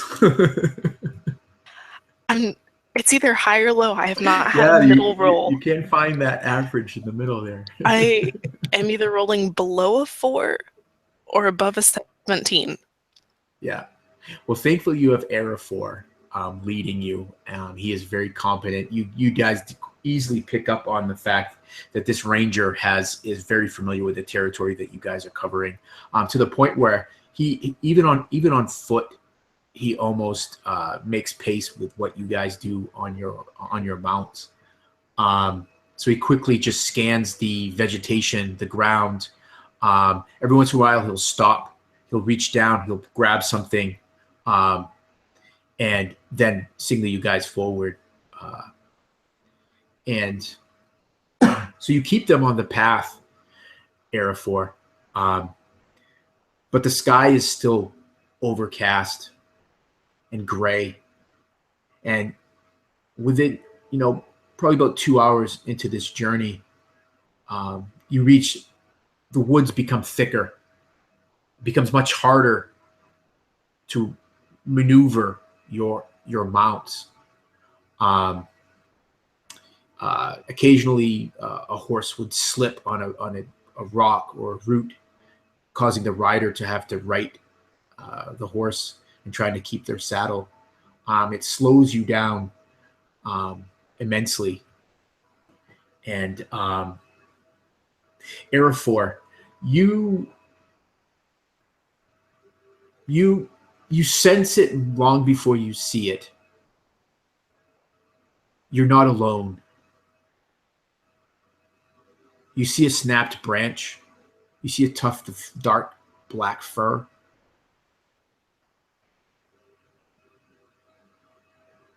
But your companions don't seem to be aware of it.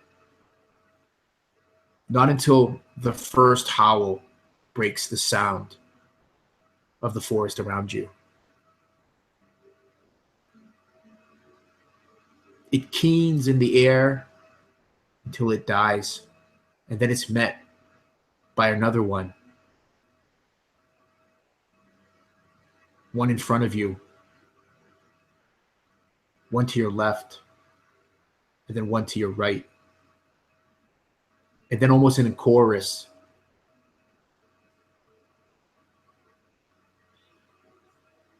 they go off, and you hear them getting louder. What do you guys want to do? Look for a position to fight them that suits us. If they're growing louder, it means they're growing closer. And if it's in chorus around us, it means they're triangulating us. So I'd look for a place, for instance, where Lily can have a tree to her back and have like a good, 180 degree at least range of fire. Somewhere that I can that would be like a favorable approach for enemies that I can charge down lance forward on my horse. Something like that. I'm not sure if it would be like a survival or an insight or maybe even like a history check, but that would be my first thought. Let's do, I know that Adventures in Middle-earth doesn't really do this, but let's do a quick little skill challenge. I love skill challenges. Let's do a quick little skill challenge. Let's do 5 and 2. So you guys get 5 successes and before 2 failures. And if you're successful, then you guys will be able to, it will put you in much better advantageous position with the threat that is closing in on you. So you guys can definitely, now everyone is familiar with the skill challenge. I know you are, Carol, Taylor, Jeff. Yep. Just one quick thing, real quick. Given that I saw the tracks there, it says while I'm tracking, I know the exact number. Perfect. Of creatures. How many tracks did I see? Oh, how many? So handy. Yeah. So hey, definitely, and I think I said this before in an earlier session. Definitely, if you guys have skills like Carol has with her weather sense, yeah. So you would know that there's 4 of these large beasts. And because of that skill, I would also say that one of them seems even larger than the others. I might do for the skill challenge, if it's cool, I'll do a history for mine. Perfect. To recall like battle lore or tactics that I could call to mind situations like this in the wilderness against superior numbers. Got 11 on the die because I'm quite intelligent and learn. I got a 15 all up for my cool. So that'll be your first. Yep, that'll be your first success. So one of the things that you would remember, Orodreth, though you've never actually fought one of these large type wolves, you happen to, in your time in the libraries, you came across a tome, and it caught your attention. And what it did is it talked about the skills and tactics effective against like the warg. And what it says is to strike from distance, whether it be with long spear or with bow, to take the high ground, and to make sure to secure any animal that is not battle hardened and trained, because if not, they would be struck with fear. So yeah, that's what you would remember. So that's one success.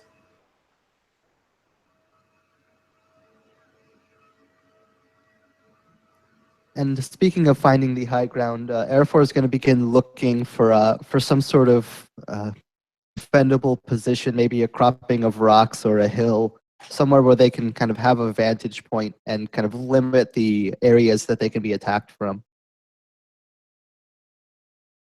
Cool. Revival here. My dice are freaking loving me tonight. Jesus, that's the 24. Yeah, that's successful. You quickly scan the area, Araphor, and off in the distance, probably about 75 feet to the northeast, you can see tight clumping of rock and tree that you could probably get up to. And there's also like this little alcove where you might be able to shelter like the pony and the horses if Moira and Orodreth do not ride them. But you also notice too that it opens up like almost like a V. So it would almost like push the enemy to come at you from that kind of that 130-degree line of fire. It's fairly dense, Moira. No, so in this 130-degree, like it's going out at kind of like an arc. You and Orodreth could easily maneuver your horses on. So that's 2 successes. Yeah, Araphor would immediately just point to that area and say, "We need to get over there." Yeah, you guys start heading that way at pace. Yes. You hear this whole time. You hear the howls coming from all the way around you, and you would know that Araphor, that these beasts, what they do is they drive. Like hunters will sometimes drive game. That's what these beasts do. They're very cunning. They're trying to drive you. So you're actually heading in a way that's not where they would want you to go. Excellent. Moira or Lily? Yes. You guys would have to, everyone needs to use a skill that has not been used. Has anyone used nature yet? Nope. Well, then as we approach these clump of hill rocks and stuff, Lily would like to use her knowledge of nature to find the perfect spot to put her pony where you probably will be stuck and not get away or not get killed, and a rock for her to climb up on so that she can, be above the wolves and be able to shoot down at them. I suppose I need to roll too, huh? Yes.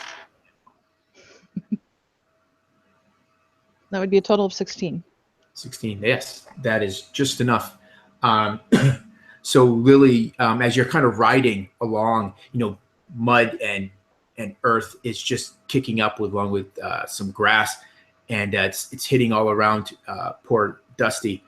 And you're squinting, and you see, like I had said, you see a place where you could safely harbor Dusty, and just above it, there's like this rock that juts out, and you feel that you could climb up onto that, and that would give you good vantage at that same field that Araphor has seen, field of fire. So that's 3 successes, no failures. Moira, perched atop Isfel, is turning the horse in a slow circle and listening intently, using all her senses to try and see where the first wolf is going to be coming from, for a 21 perception. perfect. Yes, That is a 4th success. And as you turn your horse and you're looking out across this 130-degree field of fire, to your left, you can hear a howl, and you suspect that that's where the first wolf will come out of.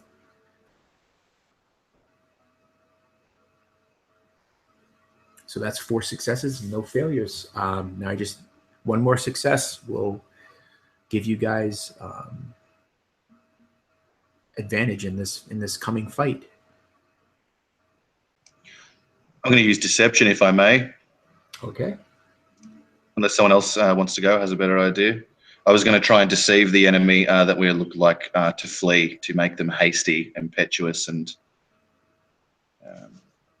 not like try and disguise the fact that we're looking to make a stand here. So I'm going to like start calling out that we must flee, or there are too many, like hear the wolves howling doom upon us, and the like, to lure them into a false sense of superiority. Yeah.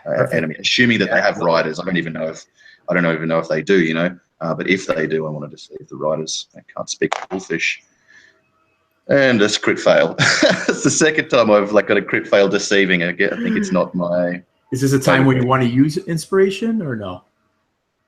No. Okay. Yeah. So you don't know, Orodreth. You feel that you were successful in doing that. You yell out, and there's a pause in the howling,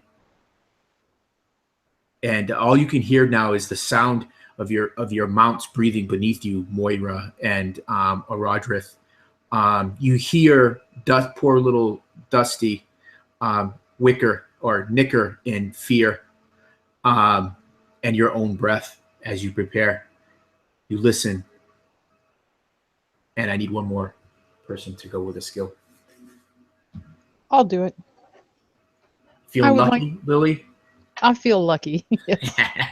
Lucky Lily. On Hobbs. See,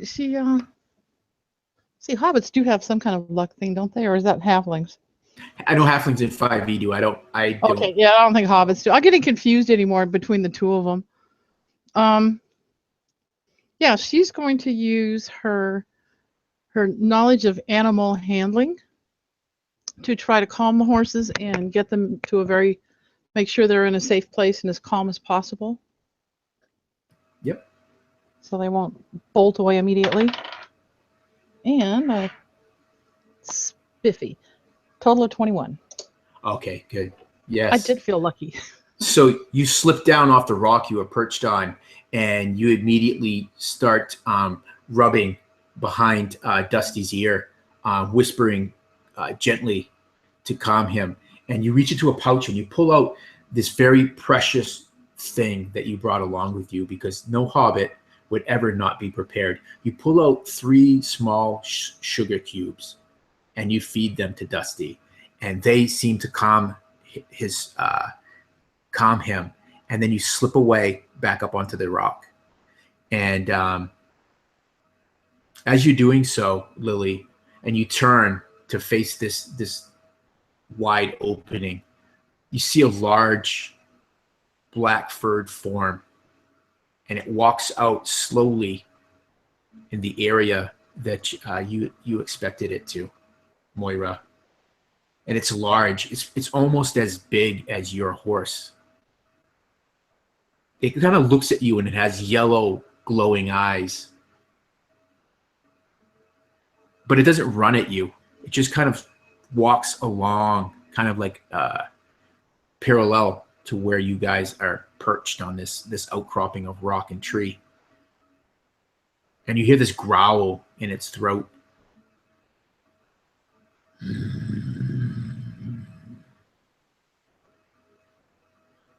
Man flesh, it says in the common tongue of Middle Earth. It shocks probably all of you that this thing can speak. It's been a long time. And as it says that, 2 other large wolves kind of materialize from the trees at at 2 other spots. But these wolves are different. They're smaller, but you see sitting atop them are 2 goblins.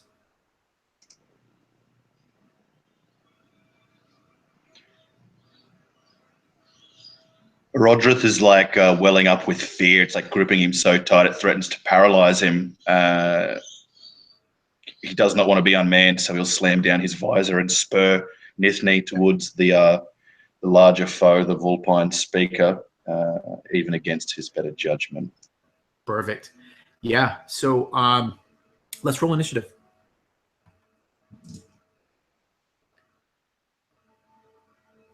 Yeah, just throw it in the chat. Nice.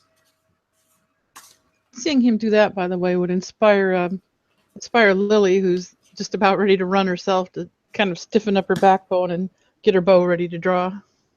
Yeah. So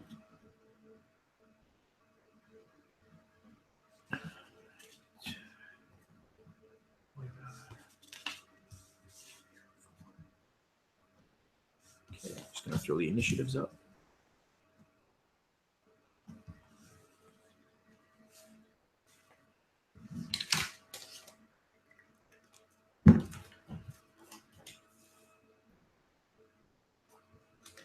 So we got a 21.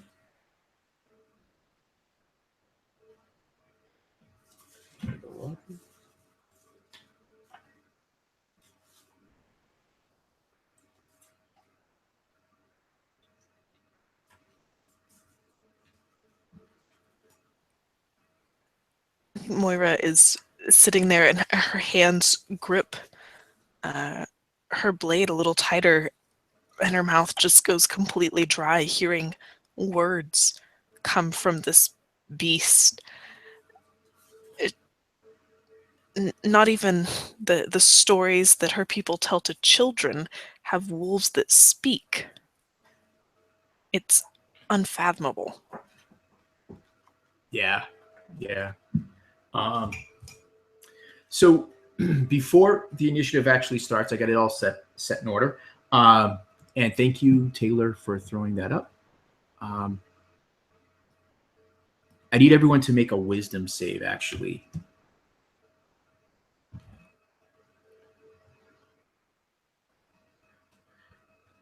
Carol might be getting used to odd things, but Lily not so much.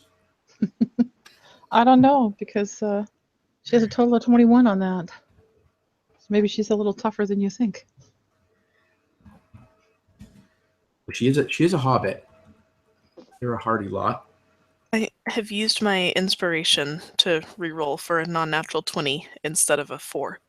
Perfect. Yeah, the DC is 13. Oh, you got a 12, Araphor?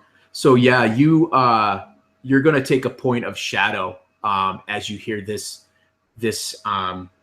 wolf talk. Maybe even with your traveling, maybe this is the first time you've come across one of these warg kind that can speak the common tongue of man. Yeah, I was gonna say it probably, like, everyone else is kind of just as caught off guard as by the wolves as they are by the speaking, just because they haven't seen anything like this. But Araphor's been around and he's still never seen this, so he it catches him deeper. I think that he's seen wargs, he's fought them before, but never once has he heard one talk. Exactly. Oh, Lionel? Yep. One thing, if we're doing a saving throw against corruption, I do have advantage, so be sure to let me know. Okay. I won't bother re-roll that one. Didn't you make it? My total of 21. Yeah. I rolled a 19.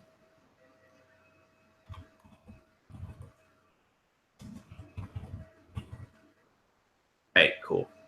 There we go. There's the initiative. So you spur your is it? Oh, I can't remember the name of your horse, Nico. I'm sorry. Nithni. You spur your horse forward. You level your lance. Thank you, Taylor. Nithni. And you're surprised at how quickly this large wolf moves. And it doesn't move away from you. It actually runs towards you. Its yellow eyes flaring, and you just see the white of the fangs from its teeth as it leaps at you and attacks you with a big paw. Well, actually, no. It would try to bite you. It'd leap at you to bite you and pull you off of your horse. So that is going to be a 19. Oh yeah. Yeah, so it slams into you, and you have to make a DC 13 strength save. Oh man. Crit fail. What the fuck? Your third crit fail Yeah, of the that's my night? third.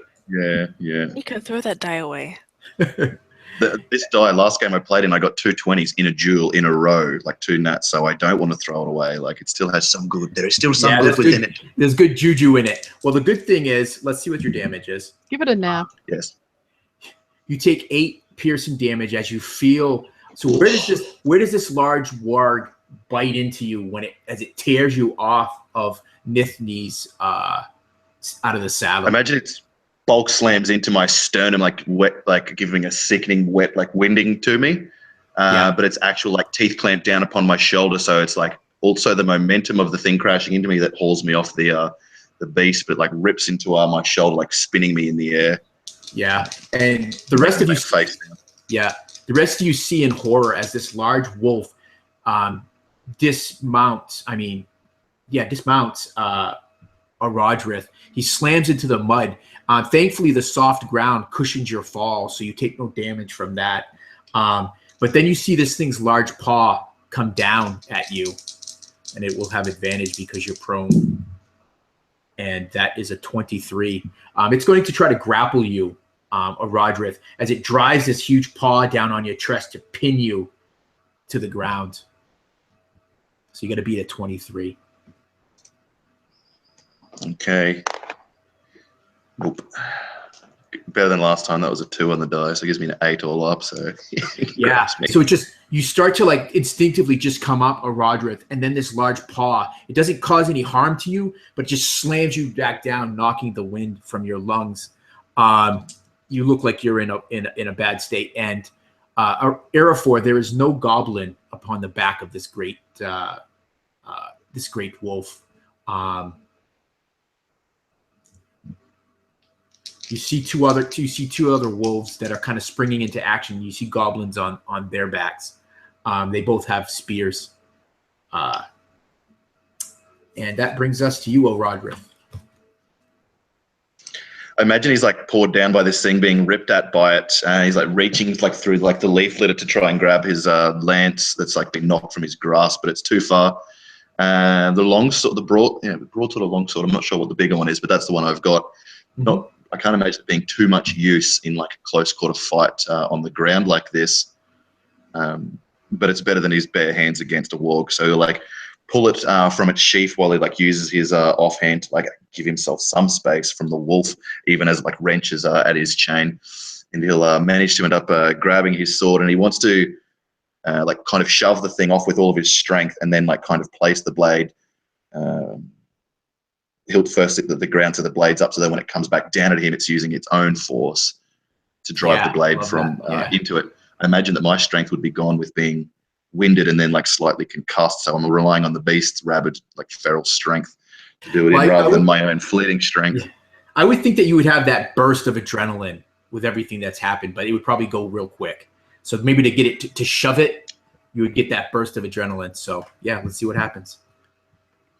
I'll just attack it from prone, laying down grappled. So I have disadvantage on my attacks, which is worrying. Okay, I'm going to use inspiration. Sounds good. Oh man. So I miss wildly with the first. Maybe it's too intelligent. Like a regular wolf that would have done it in, but this thing knew my ploy and like bit down on my other shoulder, or like came in from another angle. So it's futile. I'm going to action surge because I don't want to die with without at least bloodying my weapon. So I'll attack again. I'm just straight up for disadvantage. Miss out on a crit. That would have been fun. 13 to hit. Yeah. So you're fumbling with your blade. Your strength. You feel your strength waning, and you drive this beast up, but it's so big, and your sword runs along its fur, unable to pierce its thick, wet hide. It laughs at you, and he says, "You'll be my first victim." And it's like mouth just is salivating as we go to Araphor.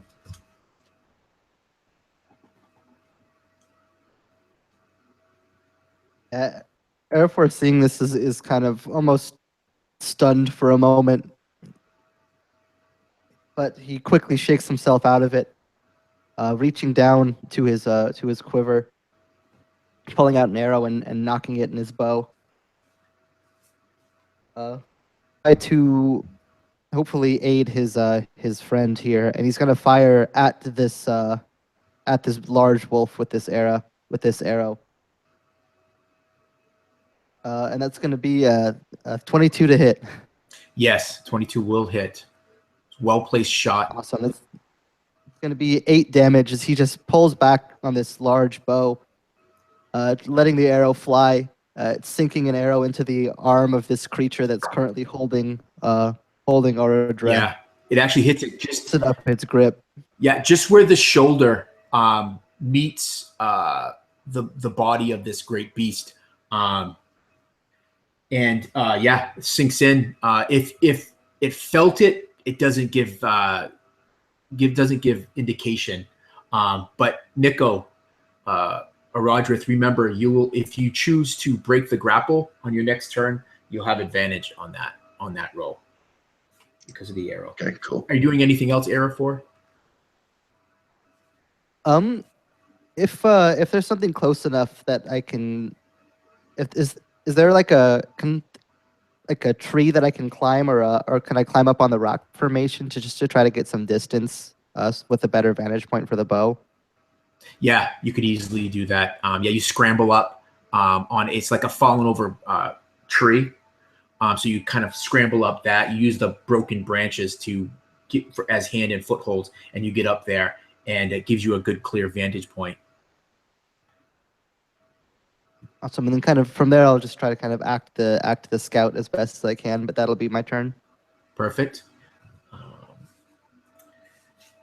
One of the Warg riders, you see him, the goblin, kicks the sides of the beast, and it starts going forward, and it's riding towards you, Moira, where you sit astride your horse. And it's going to close the distance. And as it gets close to you, you see it reach back, and it throws this spear at you. And that is a nat 1. So the spear goes wide as this goblin bounces on the back of this warg, and it flies wide of you. You are easily able to be missed by it. And Lily, it's your turn. Now, you said if we pass these skill checks, we got some sort of advantage on the fight. Mm-hmm. How does that play out? Certain things will go to your favor. Okay. Like Araphor finding that fallen over tree to go to scramble up and get advantage on. I didn't expect Orodreth to charge ahead like that, and I didn't expect the dice rolls to go that bad. Right. Well, Lily's going to take nothing, a shot. Lionel Snow. I do not know nothing. Lily's going to take a shot at the giant wolf that's attacking Orodreth. That's perfect. That's the best thing to do, is to get his attention to you. Not well, I'm Orodreth. up on the rock, maybe he... you get a sense that he could probably leap up onto that rock, Lily, but go. At any rate, she's got to. There's no question. She's got to. Yeah, you got it. Will a 16 hit? Yes, it will hit. Short bow. Another arrow slams into the large warg. Whoopee! For a total of 3 points. And hey, every little bit counts. And are you doing anything else? You got bit by a flea. Are you doing anything else, Lily? Is there somewhere I could climb even a little bit higher and still have a good vantage point? So one of the reasons why I described that that's where you are is because it's so close to where Dusty is. I didn't know how far Lily would want to be from Dusty. So, Okay. because you know how I like to kill horses and ponies.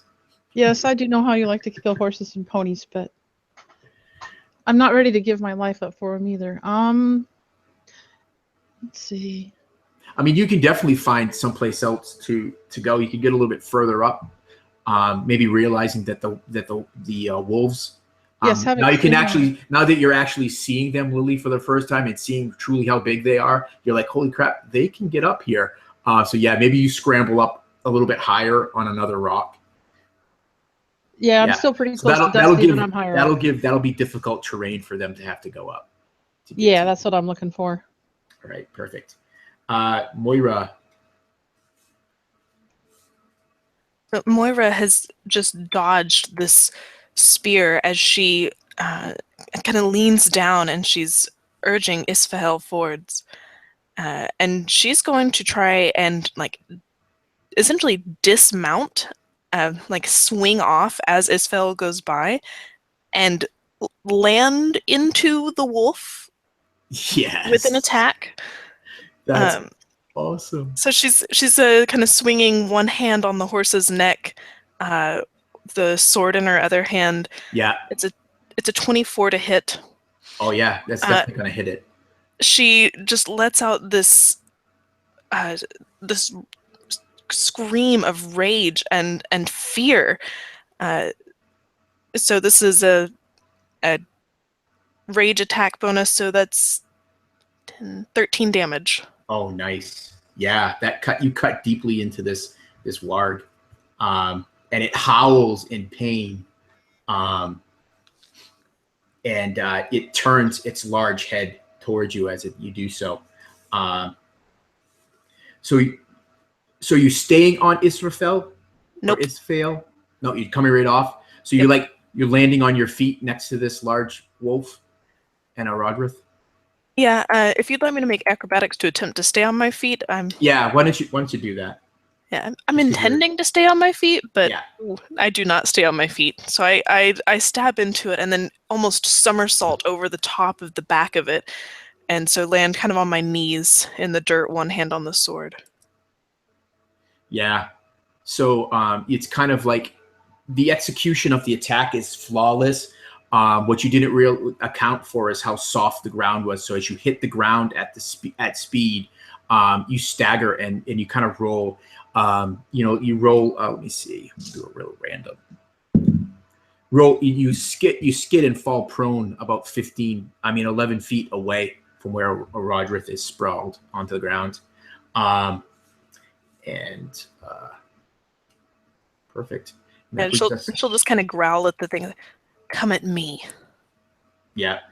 As you're saying that, out of your peripheral vision, you see the other wolf and warg rider come riding in for you. You see the wolf reach up with its mouth and grab the goblin off. You hear a sickening crunch as it bites the goblin and tosses it aside, as it kind of has this crazed look on its face as it rushes toward you, and closes the distance. And it's going to try to slam into you. Oh, actually, you're already on the ground, aren't you? I am. All right, cool. So you have to beat an athletics of 13 as it tries to pin you down, much like the large warg is doing to Orodreth.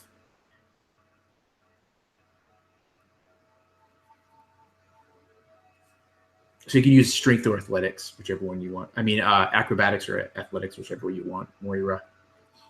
Okay, I definitely get that. Got a 19 on the die. Oh, yeah. So this wolf comes up. It's not as large as the other. You're starting to get up from where you had fallen, and you're able to shove it aside as it tries to pin you down with its paws. Perfect. And that brings us to that goblin's dead. Brings us to the top of the initiative. So this large warg is above you, Orodreth. It grins down at you, and you see its large teeth, and it says,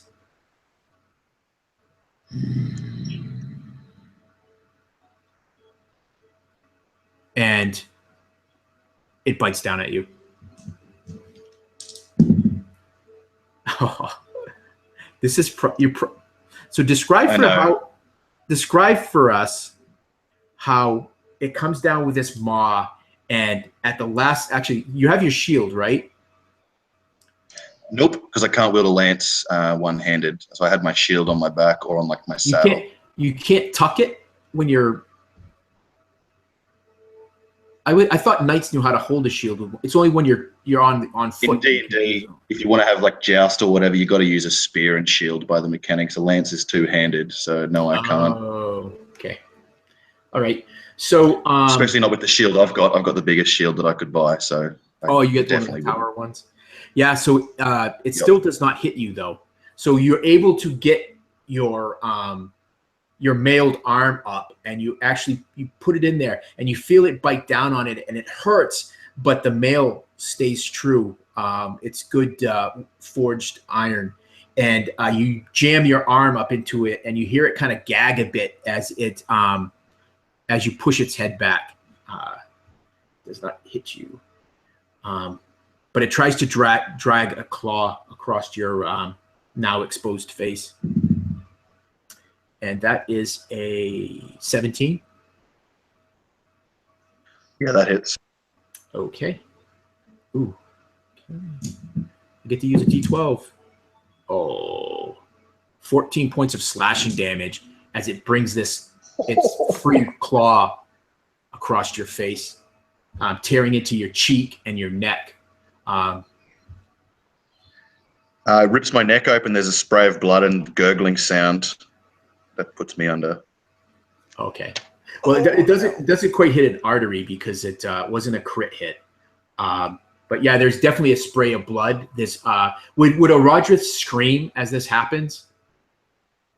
I think the scream would get like cut short by like the ripping of the wolves more over his throat, and it's kind of just like drowned out in like a bloody fury.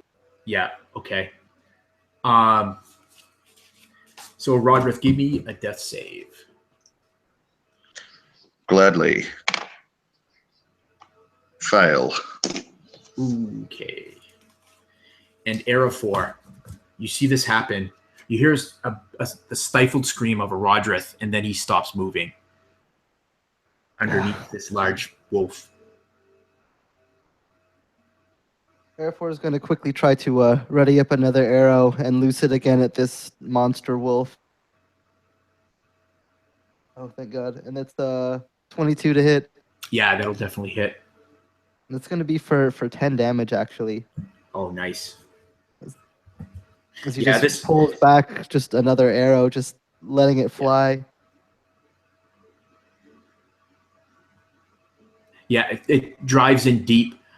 This large warg it yelps again, and it kind of like, have you ever seen a dog when it like gets hit by something and it kind of drops back? So it kind of drops back off of Orodreth. You see his still form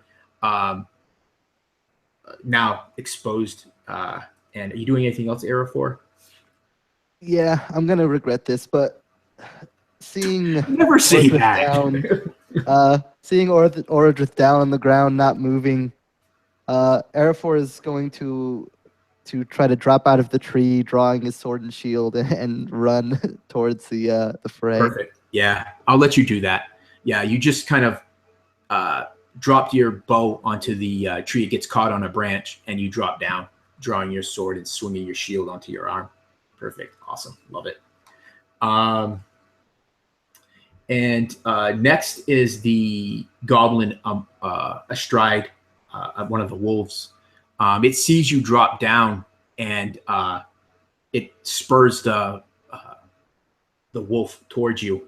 And as it does so, you see it drawing forth this kind of bent sword, and it swings at you to try to take your head off. You easily bring your shield up and block it. You see the wolf, it nips at you, but with this goblin on its back, it drives past you. And you see the goblin and wolf trying to turn, but they skid and slide in the mud. Lily, you're up. All right, Lily, from her vantage point, is just terrified all these things that are going on, you know, how her comrades are doing so poorly against this wolf, but she can't do anything except sit up there and shoot her bow, or she would just be gone in one hit. So she just screws up her courage and takes a shot at the big wolf again. Oh, no. She's only got a 12 to hit.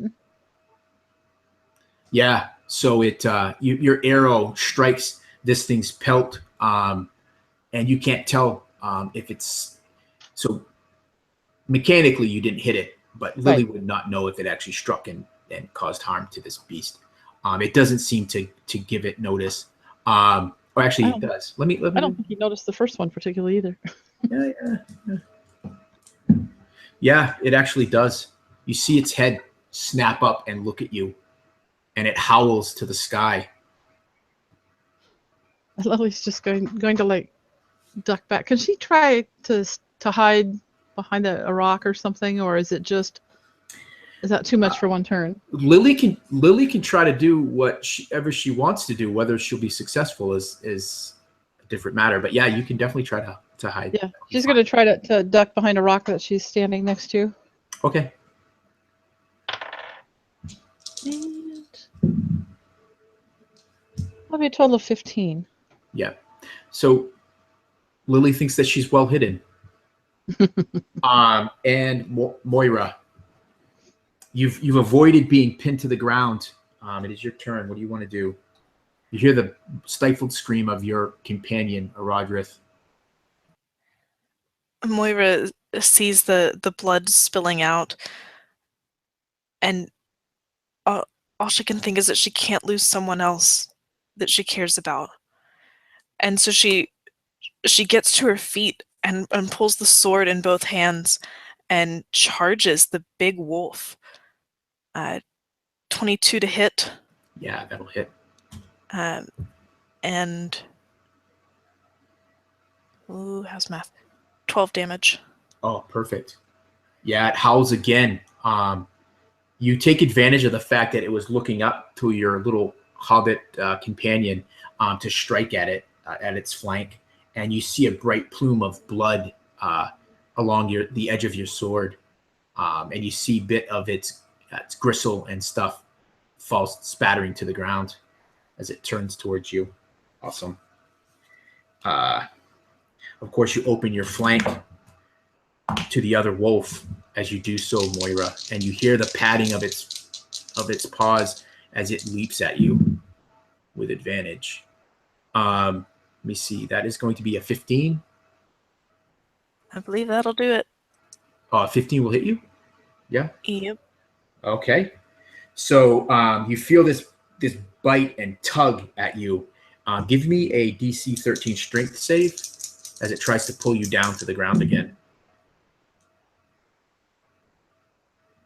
And you take 7 piercing damage as it bites into you and starts tugging you. Moira had forgotten in her rage about this other wolf, and it catches her off guard, and she's tugged to the dirt, to the mud. Yeah, perfect. All right. He's not dead. The goblin archers now go. As you're hiding, Lily, you hear the thump, thump of bowstrings, and Araphor, two arrows slam into your shield, thump, thump, from the underbrush, and you see your eyes quickly dart in that direction, and you see 2 goblins bouncing around, and then you hear a couple of other arrows whistle past where you are, Lily, flying wide. Now it brings us back to the top of the order, to the large wolf, Ildix. It turns on you, Moira, and strikes at you with its large. You see its large maw come up, and it looks to grab you at your chest. I mean, at your shoulder. Oh my gosh! 19 on the die, so 23. So it's as you try to pull back and defend yourself, this thing's large maw clamps down on your shoulder for 10 points of piercing damage, and you need to make another save. DC 13 strength save. I'm already on the ground, I think, from the last one. Oh, are you? Oh, okay. Yeah.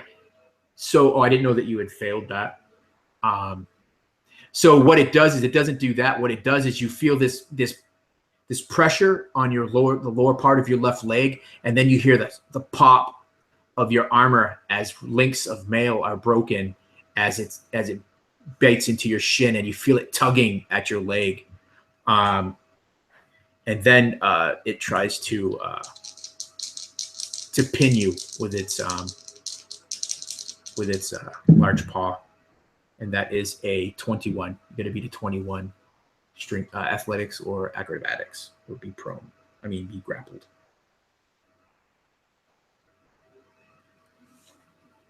Moira is fighting in all her fury, and she manages to wriggle in the mud and keep just out from under the paw. Perfect. Right, because you get advantage, right, on your checks. I do. I am raging. Yes. It's about time. I knew I'd get you to rage here at some point. Orodreth, you're up. Okay. Fail. Nearly a 1. It was a 2. 2 fails. You got a 2? Yep. Is that two fails? Yeah. So you're close enough now, Moira. You can see Orodreth's lifeblood pouring out into the muddy, wet ground. Yeah, you are really quiet. Sorry, I'll try and fix that. All right. All right, Araphor, you're up. You're charging at this goblin and this wolf. So seeing Orodreth is bleeding out quite badly, and Moira is not exactly in a stellar position herself. Sorry. Araphor is going to continue at this giant wolf that's been terrorizing his party so far. And if I can, I'd like to try to climb onto its back and stab it with my sword from on its back. All right. So are you going to stab the wolf or the goblin? The wolf, the big wolf, the one that's got basically both of his teammates under different paws holding him down. Oh yeah, see, you're not going to make it to that wolf, to those two wolves. You're imposed by another wolf that has a goblin on its back. That one's cutting you off. I did not know that. Okay. Yeah. Yeah, that one I'll had go for the charged, wolf. that one That's had close, charged then. ahead.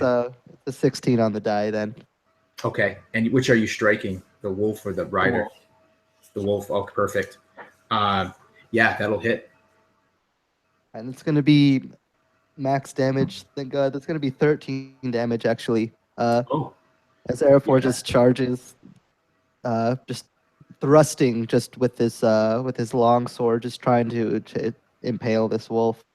Yeah, so you bloody this wolf with one strike. Why don't you give me a D10 roll? Badly. That is a 6. 6. Okay.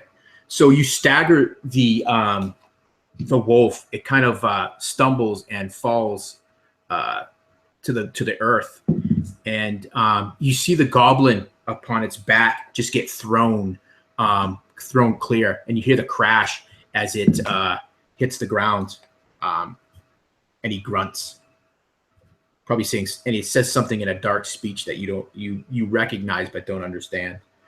All right, perfect. And you now have some movement left if you'd like to use it, Araphor, to bring you closer to Orodreth and Moira. Yes, exactly. Yeah, if that's gonna keep them down and he won't suffer an opportunity attack for it, I mean, mechanically, you get a a sense that there's no way they can make opportunity attacks. Yeah, so in that case, kind of seeing the wolf fall, the goblin get thrown, he will absolutely charge towards this large wolf still, hoping to distract it enough that his other companions can try not to die. Yep, perfect. Yeah, so you're almost there. You're probably about 10, 12 feet from Orodreth, and probably about 15 from the large wolf, and probably about another 20 from the other. Perfect. You hear the goblin cursing and speaking in the goblin speak, as it pushes itself up off of the ground, and picks up the bent sword that it had dropped and starts chasing after you, Araphor. And it's going to close the distance. It's going to use its to dash. Actually, does it need to? As a bonus action, it can go an extra 30 feet. So it closes the distance on you, and swings its bent sword at the lower part of your legs to hobble you, and misses, swings wide, slipping in the mud. And Lily, you're up. Lily peeks around her rock again, and Yeah, you don't like what you see, Lily. no, Doesn't I look don't good. like what I see. I didn't like what I heard. Not at all. And she just grits her teeth and takes another shot at the big wolf, just hoping they can get that thing down so that they stand a chance to get anything done. Yeah, She's perfect. terrified for all of her companions. And let's see. That comes to a total of 18. Oh yeah, that'll hit. I pulled out the Atcon dice. It sounded lucky to me. Yeah, there you go. So give us some damage. Why do I keep rolling? Total is 3 damage. Once again, it rolls a 1 on the stupid. Well, at least you're hitting. Yeah, Look at the yeah. positive side, Lily. Okay, what are you going to do? You still have movement and a bonus action. Movement and a bonus actions. There's what? I don't dare move any closer because I couldn't stand up to any of these wolves at all. So she's still she's going to duck back behind a rock. I don't know that I'll bother to try to hide, but I'll use it for cover. Yep. She's just kind of shaking, and she's like, You hear, as you're ducking up behind the rock, you hear the large wolf bay something, and the wolf that's closest to the outcropping, the one that had the goblin that was thrown, as it's lifting itself up off the mud, howls and yips back at the large wolf, and the rest of you would see its head turn up to where Lily is. oh no. Okay, Moira, you're up. Moira is scrambling, panicked, desperate. She can see that Orodreth is just right on the verge of death, and she's trying to swing her sword up, but the beast is too large for her to get an angle on it, and it just kind of thunks against the side uselessly. But do you get up to your feet, though? Oh, yes, absolutely. Perfect, yeah. All right. Question, Orodreth. You have a trained horse just like Moira does. And Moira, this goes for you too. What are your horses doing through this whole thing? I mean, both of your horses are trained. They're not, or at least I'm assuming that your horse, Orodreth, is trained in combat. Yeah, I think she'd definitely be trained in combat, but it would be the kind of combat like against foot soldiers, not against like wild snarling wolves and shit-reeking goblins, nor against like black-speaking wargs. So I think like in the same way that happened to us, that kind of training would be gone from Nithni. It'd be fight or flight. She is a herd animal despite whatever kind of training she's had over the last couple of years. So I can't imagine she'd be too coordinated. Oh, yeah. So what? Yeah. If we were in a thick melee, I could imagine her biting off people's ears and fingers as they came to approach us, but this isn't like a regular battle that she'd be trained in or would have ever seen anything like. So I don't feel right using her in the same way that I would if we were in a fight against men. Yeah. So what Nithni's doing is she's just pawing nervously at the ground off. Yeah, fleeing or preserving herself now that she's right. Yeah, she's like kind of like, it's almost like pacing back and forth sensing that her master is in dire straits. Okay. And the wolf. So you hear a scrambling of rock and skittering and growling Lily as it draws closer, as the wolf that was down below makes its way up to the outcropping, using its action to close the distance. So it's just the other side of that where you keep popping out and firing from. You can hear it growling over there. And you can almost see its large form rising up past the stone. And the other one will try to bring you down, Moira. And that is going to probably miss with a 14. That is exactly a hit. Exactly a hit. Okay. So it bites at you. So you have to make that DC 13 strength save. And you take 8 points of piercing damage. And you're halving your damage, right? Yes, otherwise I would probably be unconscious. Yeah, I just give you the full damage. I just assumed that you would half it. Yes, I am. And Moira manages to keep her feet and try and shrug off this last bite, fighting through the pain. Perfect. Yeah. So you're able to sidestep just enough and bat it aside with the flat of your blade. Araphor, you again hear a couple of strums of bowstrings from the periphery of the wood. And you hear a snap. You know this sound. It's the snapping of a bowstring. But one of the arrows flies for a 19. Yeah, I'm at 16 with the shield, so that'll hit. Yeah, okay. So yeah, but you manage to deflect it some with the shield before it gets past and just barely grazing your shoulder for 3 piercing damage.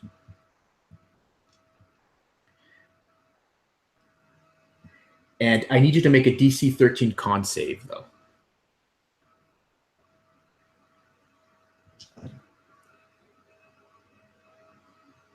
That is a 15 on the die, I think, guys. Perfect.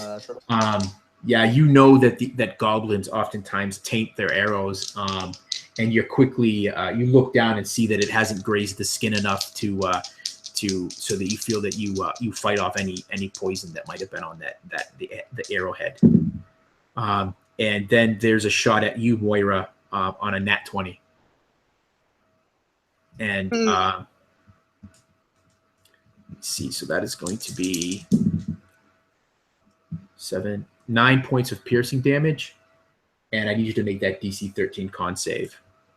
As one of these arrows finds you, it slams into your right thigh, just below the hip. I do not make that con save. Okay, so for the next minute, you have the poison condition. You feel this burning, this beyond what you know it feels like for the arrow, starting to course and burn through your thigh into the muscle. And that brings us to the large wolf. How do you look, Moira? Terrible. Moira Terrible. is breathing hard, and she has wild eyes, and there's just blood streaming down her face and her arms and her back. And she's got mud all over her, and she's tired. You know, the sword feels heavy in her hand. Yeah, it's almost like dipping a bit. You're starting to feel that despair that you felt in the end in your dream when you thought you saw Ransley. And the wolf looks at you, and it says, "What? You have no more fire in you, girl."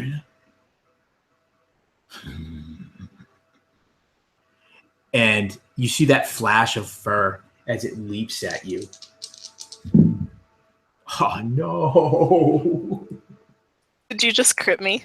I just crit That's the you. sound of a crit. Oh no. Well, maybe I don't roll much on the damage die, so maybe that's not going to be so bad.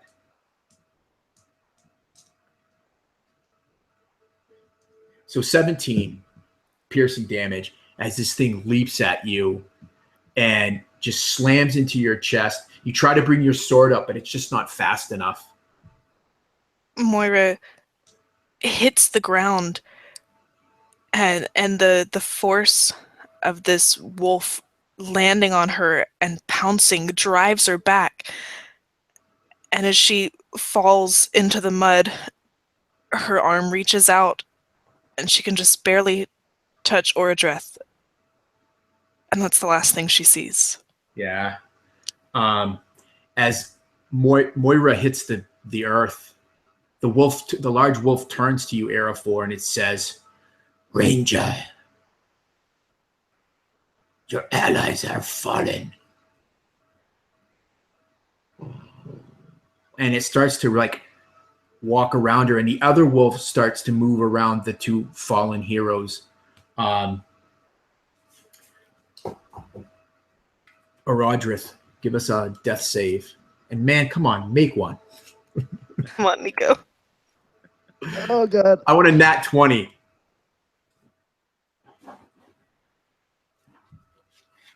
Next turn. Did you make it?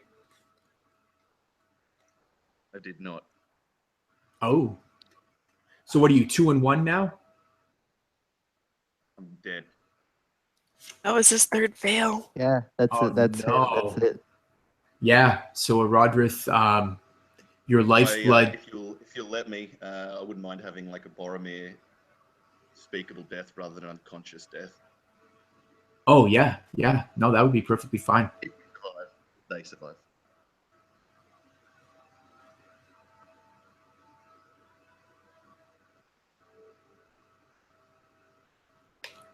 Right. Araphor, you're up.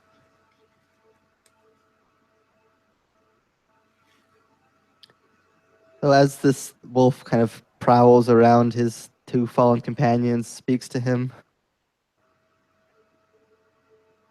Araphor will just let out a yell into the, just echoing through the woods. "Run, Lily!" And then he charges this large wolf, thrusting at it with his sword. It's going to be a 23 to hit for 10 damage. Yeah, that'll definitely hit. Just drives this sword as far into this dang wolf as he can.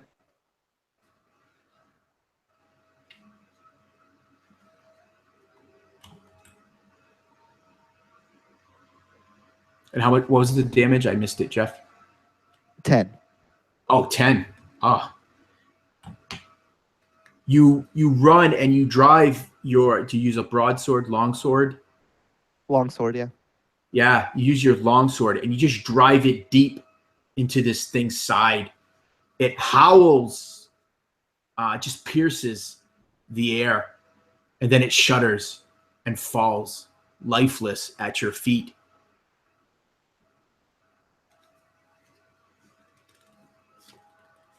All right. Do you want to do anything else, Araphor? Araphor will look to the archers and the other wolf and the goblin and hope that they will continue at him, and hopes that Lily will follow his word, so that maybe not everybody has to die here. But other than that, he'll just stand ready. Yeah. The goblin runs at you and swings. And again, you just bat aside. You pulling your sword free, you spin around and knock the goblin's sword aside. Lily, you're up. Well, Lily hears him call for her to flee, but she also hears a wolf coming at her. And she knows perfectly well there's no way she's going to actually get away from it. So she's just like, You know, she doesn't. The only thing she can think of to do is to try to shoot the one coming up the hill at her. See if she can stop it. Yeah, you come around this outcropping of stone, and your like breath catches in your throat as you see this wolf, this large beast, just maybe 10 feet away from you. Give it a shot. She's going to use her inspiration. Yeah, that sounds like a good idea. Unfortunately, she's going to miss. Yeah, maybe it's the fear. Mine is not going to hit the wolf. Maybe it's the fear, Lily. Maybe it's the fact that you catch with your eyes. You see that Moira has also fallen, and she lays beside Orodreth. Though you see the large wolf has been slain, and your arrow goes wide. Moira, give me a death save. I still have a movement, right? Oh yeah, you do have a movement. Would that movement make it possible for me to jump on Dusty and try to run? You could not get to Dusty. You could drop down and try to get to Dusty, but you couldn't mount up in. Because he's underneath like an overhang, so you couldn't drop down on him. Oh, dang! That would have been a great move. I think having taken her shot, she's going to go ahead and try to get down to Dusty and see if she can run. Yeah, perfect. Yeah, so you drop down to do that. And did you give me a death save, Moira?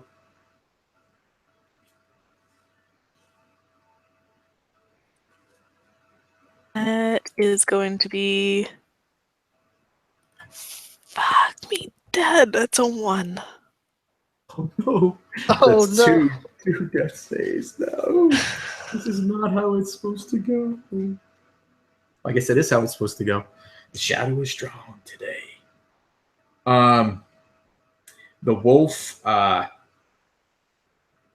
seeing its master slain by Araphor, kind of tucks its tail, the one that's near you, Araphor, and runs off into the woods, and whimpering. However, the one up by you, Lily, gives pursuit. You hear it drop down with a sickening as it hits the mud, and it closes in. Dusty just starts to its nose just flares, and its eyes get wide with fear, as the wolf comes in and tries to have its little taste of hobbities. And that is a 16. Oh, that'll hit. Yeah. So it just wraps its maw at you. And that is 6, 7, 9 points of piercing damage, and you need to make a DC 13 strength save. I do not make the strength save. You did? Do not. Oh yeah. So it grabs you and it just tosses you. You feel your body fly through the air as you you slam into the rock and slide down, rolling prone onto the ground. And you feel the weight of the wolf coming towards you. As we go to Woods is dead. Araphor. There's no archers firing at you. What do you want to do? There's this goblin facing you. One of the wolves has run. You hear maybe a yell from Lily off behind you. So I know I would take an attack for it, but could I reach the wolf in one move? Yep. Yeah, you would get an attack of opportunity, but yeah, this guy hasn't swung very aptly. Yeah. Let's see. Araphor is just going to charge past this goblin and hoping he can at least try to save one person today. 15. That will not get me with my shield up. Thank Yeah. God. No, you parry aside the swing as you rush past him, and you get up to this wolf. All right, and that is going to be a modified 20 to hit for 12 damage. Oh, nice. Yeah, you Just charges, just bringing the sword up above his head, just trying to cut down.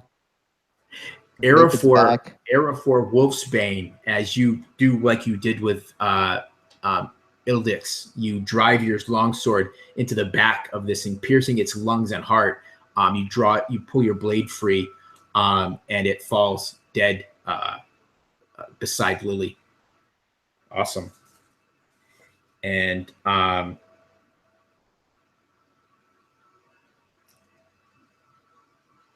yeah, I think combat is going to end there because Urzod turns when he sees that wolf die. He loses nerve and he starts to run off into the woods. Lily, you could probably get a shot off because you drop down with your bow. Sure. If you want to get up. I would definitely get up and take a shot. And I think probably a 19 will hit. 19? Yes, for 7 damage. That was my best hit all night. The arrow thunks into the back of the goblin, but he keeps running, then disappears into the trees. And Moira, give me another death save, please.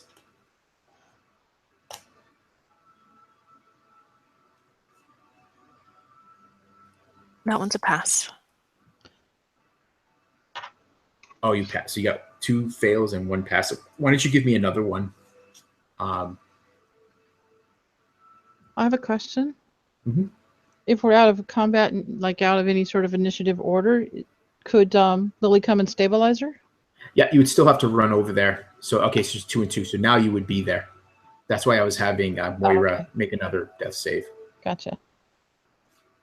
Yeah, Lily would definitely head over there as quickly as possible.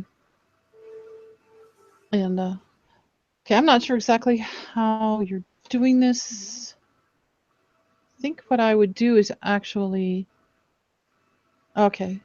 Yeah, she's going to come up and grab one of her bandages out of her pack and push on the most worst bleeding part of her, the worst Take one. your pick, Lily, because I think Moira has a few spots that are bleeding. Well, she'll tell Araphor to stop that one, and she'll stop this one, and yeah.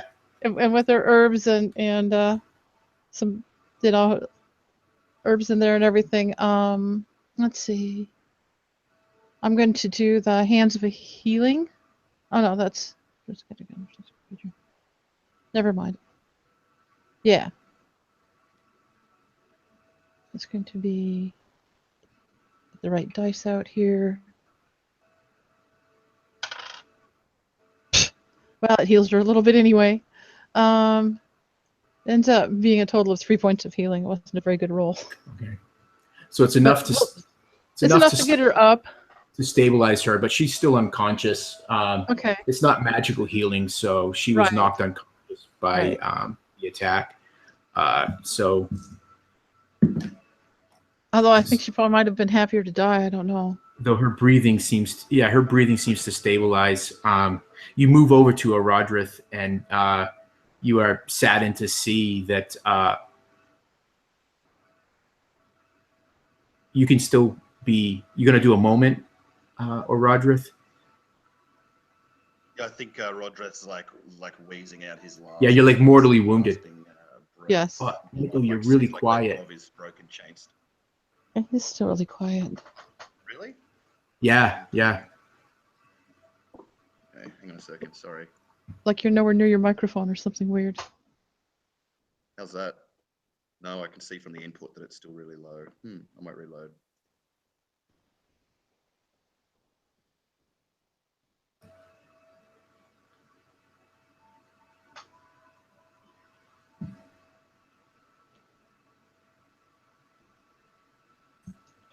Is that any better? Oh yeah. Yes, much better. Deafening? Sorry.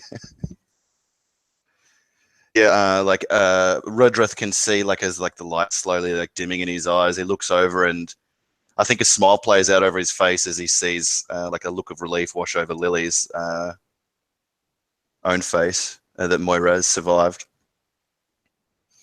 Coughs and realizes how hard it is to breathe, and everything is going fuzzy. And looks down, and he can't see it because of the angle, but he can hear the trickle of blood fastly pouring out of the claw wound, the side of his neck, and his ruined belly and shoulder. Realizing that death is upon him, he calls weakly to Lily, He'll take like the swan-hilted dagger from his belt and like the ornate pipe that he got in the White City, and like put them with his own grimy, bloody hands into her small ones and like clasp it over the top for her to keep. And she takes him in one hand and puts her other hand over his, and just holds his hands, crying. She's lost one friend to the shadow, and now another one. And And he sees like Araphor like walking back over towards them, or rushing, I would say, given the state of things. Mhm. You ask his friend, take Nithni, may she bear you forth against the enemy. She's a noble steed. Watch out for a kiss, as though he smiles and then like laughs, but it kind of quickly turns into a gurgling cough, and blood begins to like spill down his pale chin. And Araphor will lean down next to Orodreth and just trying his best to hide the pain, knowing that he's the one that brought Orodreth here on this mission, so he bears the responsibility of his death. And he leans down over Orodreth, seeing that there's no way to reverse the damage that's been done. And he'll look down to him. Yes, Kelvin. Sorry. He'll look down to him and just say, you upheld your part of the deal. You followed me into the darkness. I will see that your horn is brought back to your kin. I swear it on my honor as a ranger and on your honor as a knight. Your quest will not be unfinished. He nods and smiles at that, and I think he grabs Araphor's arm like in a warrior's like grip, wrist to wrist, though it's weak and growing weaker. He tries with like last effort to grab him, and he realizes that his shoulder, like at his limp arm, from like the left side where his shoulder's like pretty much like near torn off from the side of his chest, that his hand is like useless and limp, but Moira's hand is like fallen into it as she like fell too from the wolf. And he looks at her, though he says it so that the others can hear, even as tears stream down his grimy face. He speaks a few short statements in Elvish. And then his mouth stops and his eyes stop seeing, though they are open.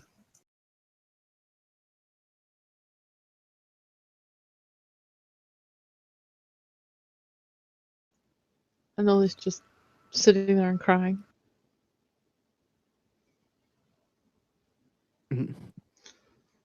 Araphor fights to hold back tears as well, largely unsuccessfully.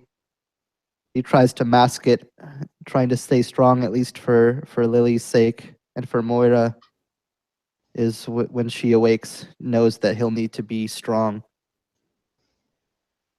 And Lily And turns. he will And Lily turns gather towards his. Go ahead. Go ahead. All right, I will go. Yes, I'll go, because Lily turns towards Araphor and she just goes and leans on him and gives him a hug. And then she looks at Moira and says, let me see what else we can do here. Maybe I can help her some more. And she just tries to drown her grief in doing something. And I would like to spend another 10 minutes, binding her wounds and treating them and speaking soothing words and do a little greater healing on her if I could. So the silence of the sounds of battle are replaced with the silence of the wood. But Araphor, even though the goblins have fled the field, they're still around you. You're not safe. You don't have time to they know where you are.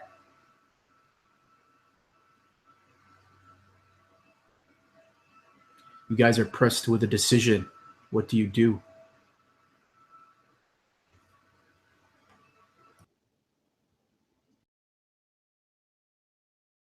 When does Moira come around?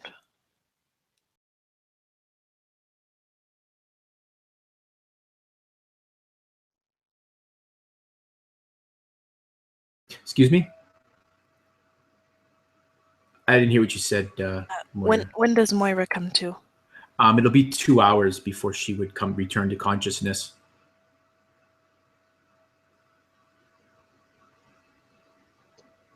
And So- Araphor would go over to the horses, and as best as he can, he's not the rider that Orodreth was, or Mora, but he's not terrible with animals either. He would try to get Moira up onto her horse, at least in a position where the horse can carry her, and hopefully keep her stable enough. And Araphor would take Orodreth's body up onto the other horse that he left to Araphor, Nithni, and would try to ideally carry the bodies on the horses and ride along with them to try to get to some place of relative safety so that they can try to give Orodreth a proper burial and so that Moira doesn't have to wake up in a battlefield. Yeah, what you would probably do is get Orodreth across Nithni, like like bellied across him, across her, and you would probably mount Isfail and put Moira ahead of you as you ride and kind of guide. Maybe Lily would guide the other horse as she's riding Dusty. Yeah, I can take its rope and just lead it from Dusty. Yeah. So that's what you do. And in short time, you're fleeing the scene, this grisly scene. And this is, I think, where the screen would kind of go dark and we would end chapter 3. So I need you survivors, I need you, Araphor and Lily, to both make a wisdom save. Is this for corruption? Yes. Anytime I'm telling you to make a straight out wisdom save, Lily, it's always because you guys are faced by the shadow. Okay. So that's a total of 15. Yeah. So you are going to take 1 shadow. I would expect so. I'd be disappointed. I'm actually Yeah, we'll do that, Taylor. We'll do that next time. I'm actually not going to roll. I think I would fail. Like, there's just no way. Like, in his mind, Araphor feels the entire brunt of the responsibility for this. He's the ranger. He's supposed to be out here fighting these beasts, but nobody else should have to bear the ranger's burden. So he just feels that weight. And he feels the entire responsibility for Orodreth's death. As you're leading this somber procession further through this wood, this hilly woodside, in that wooded hillside. Wow. You're having those first feelings of despair and doubt. And you just, we'll pick up in the next session, I think. But anyways, guys, thanks for playing. Great session. Thank you. And wow, the dice were cruel tonight. And I think that's what sometimes happens. I think that's why we like to play these games, right? That the dice sometimes they're like the thing we can't plan for. But anyways, anyone that watches this, thanks for watching. This was really, I'm so blessed to have such great players. I mean, it opened with a really good scene, and I think it just closed with a really awesome scene. So thanks everyone. Thanks to my players, and we are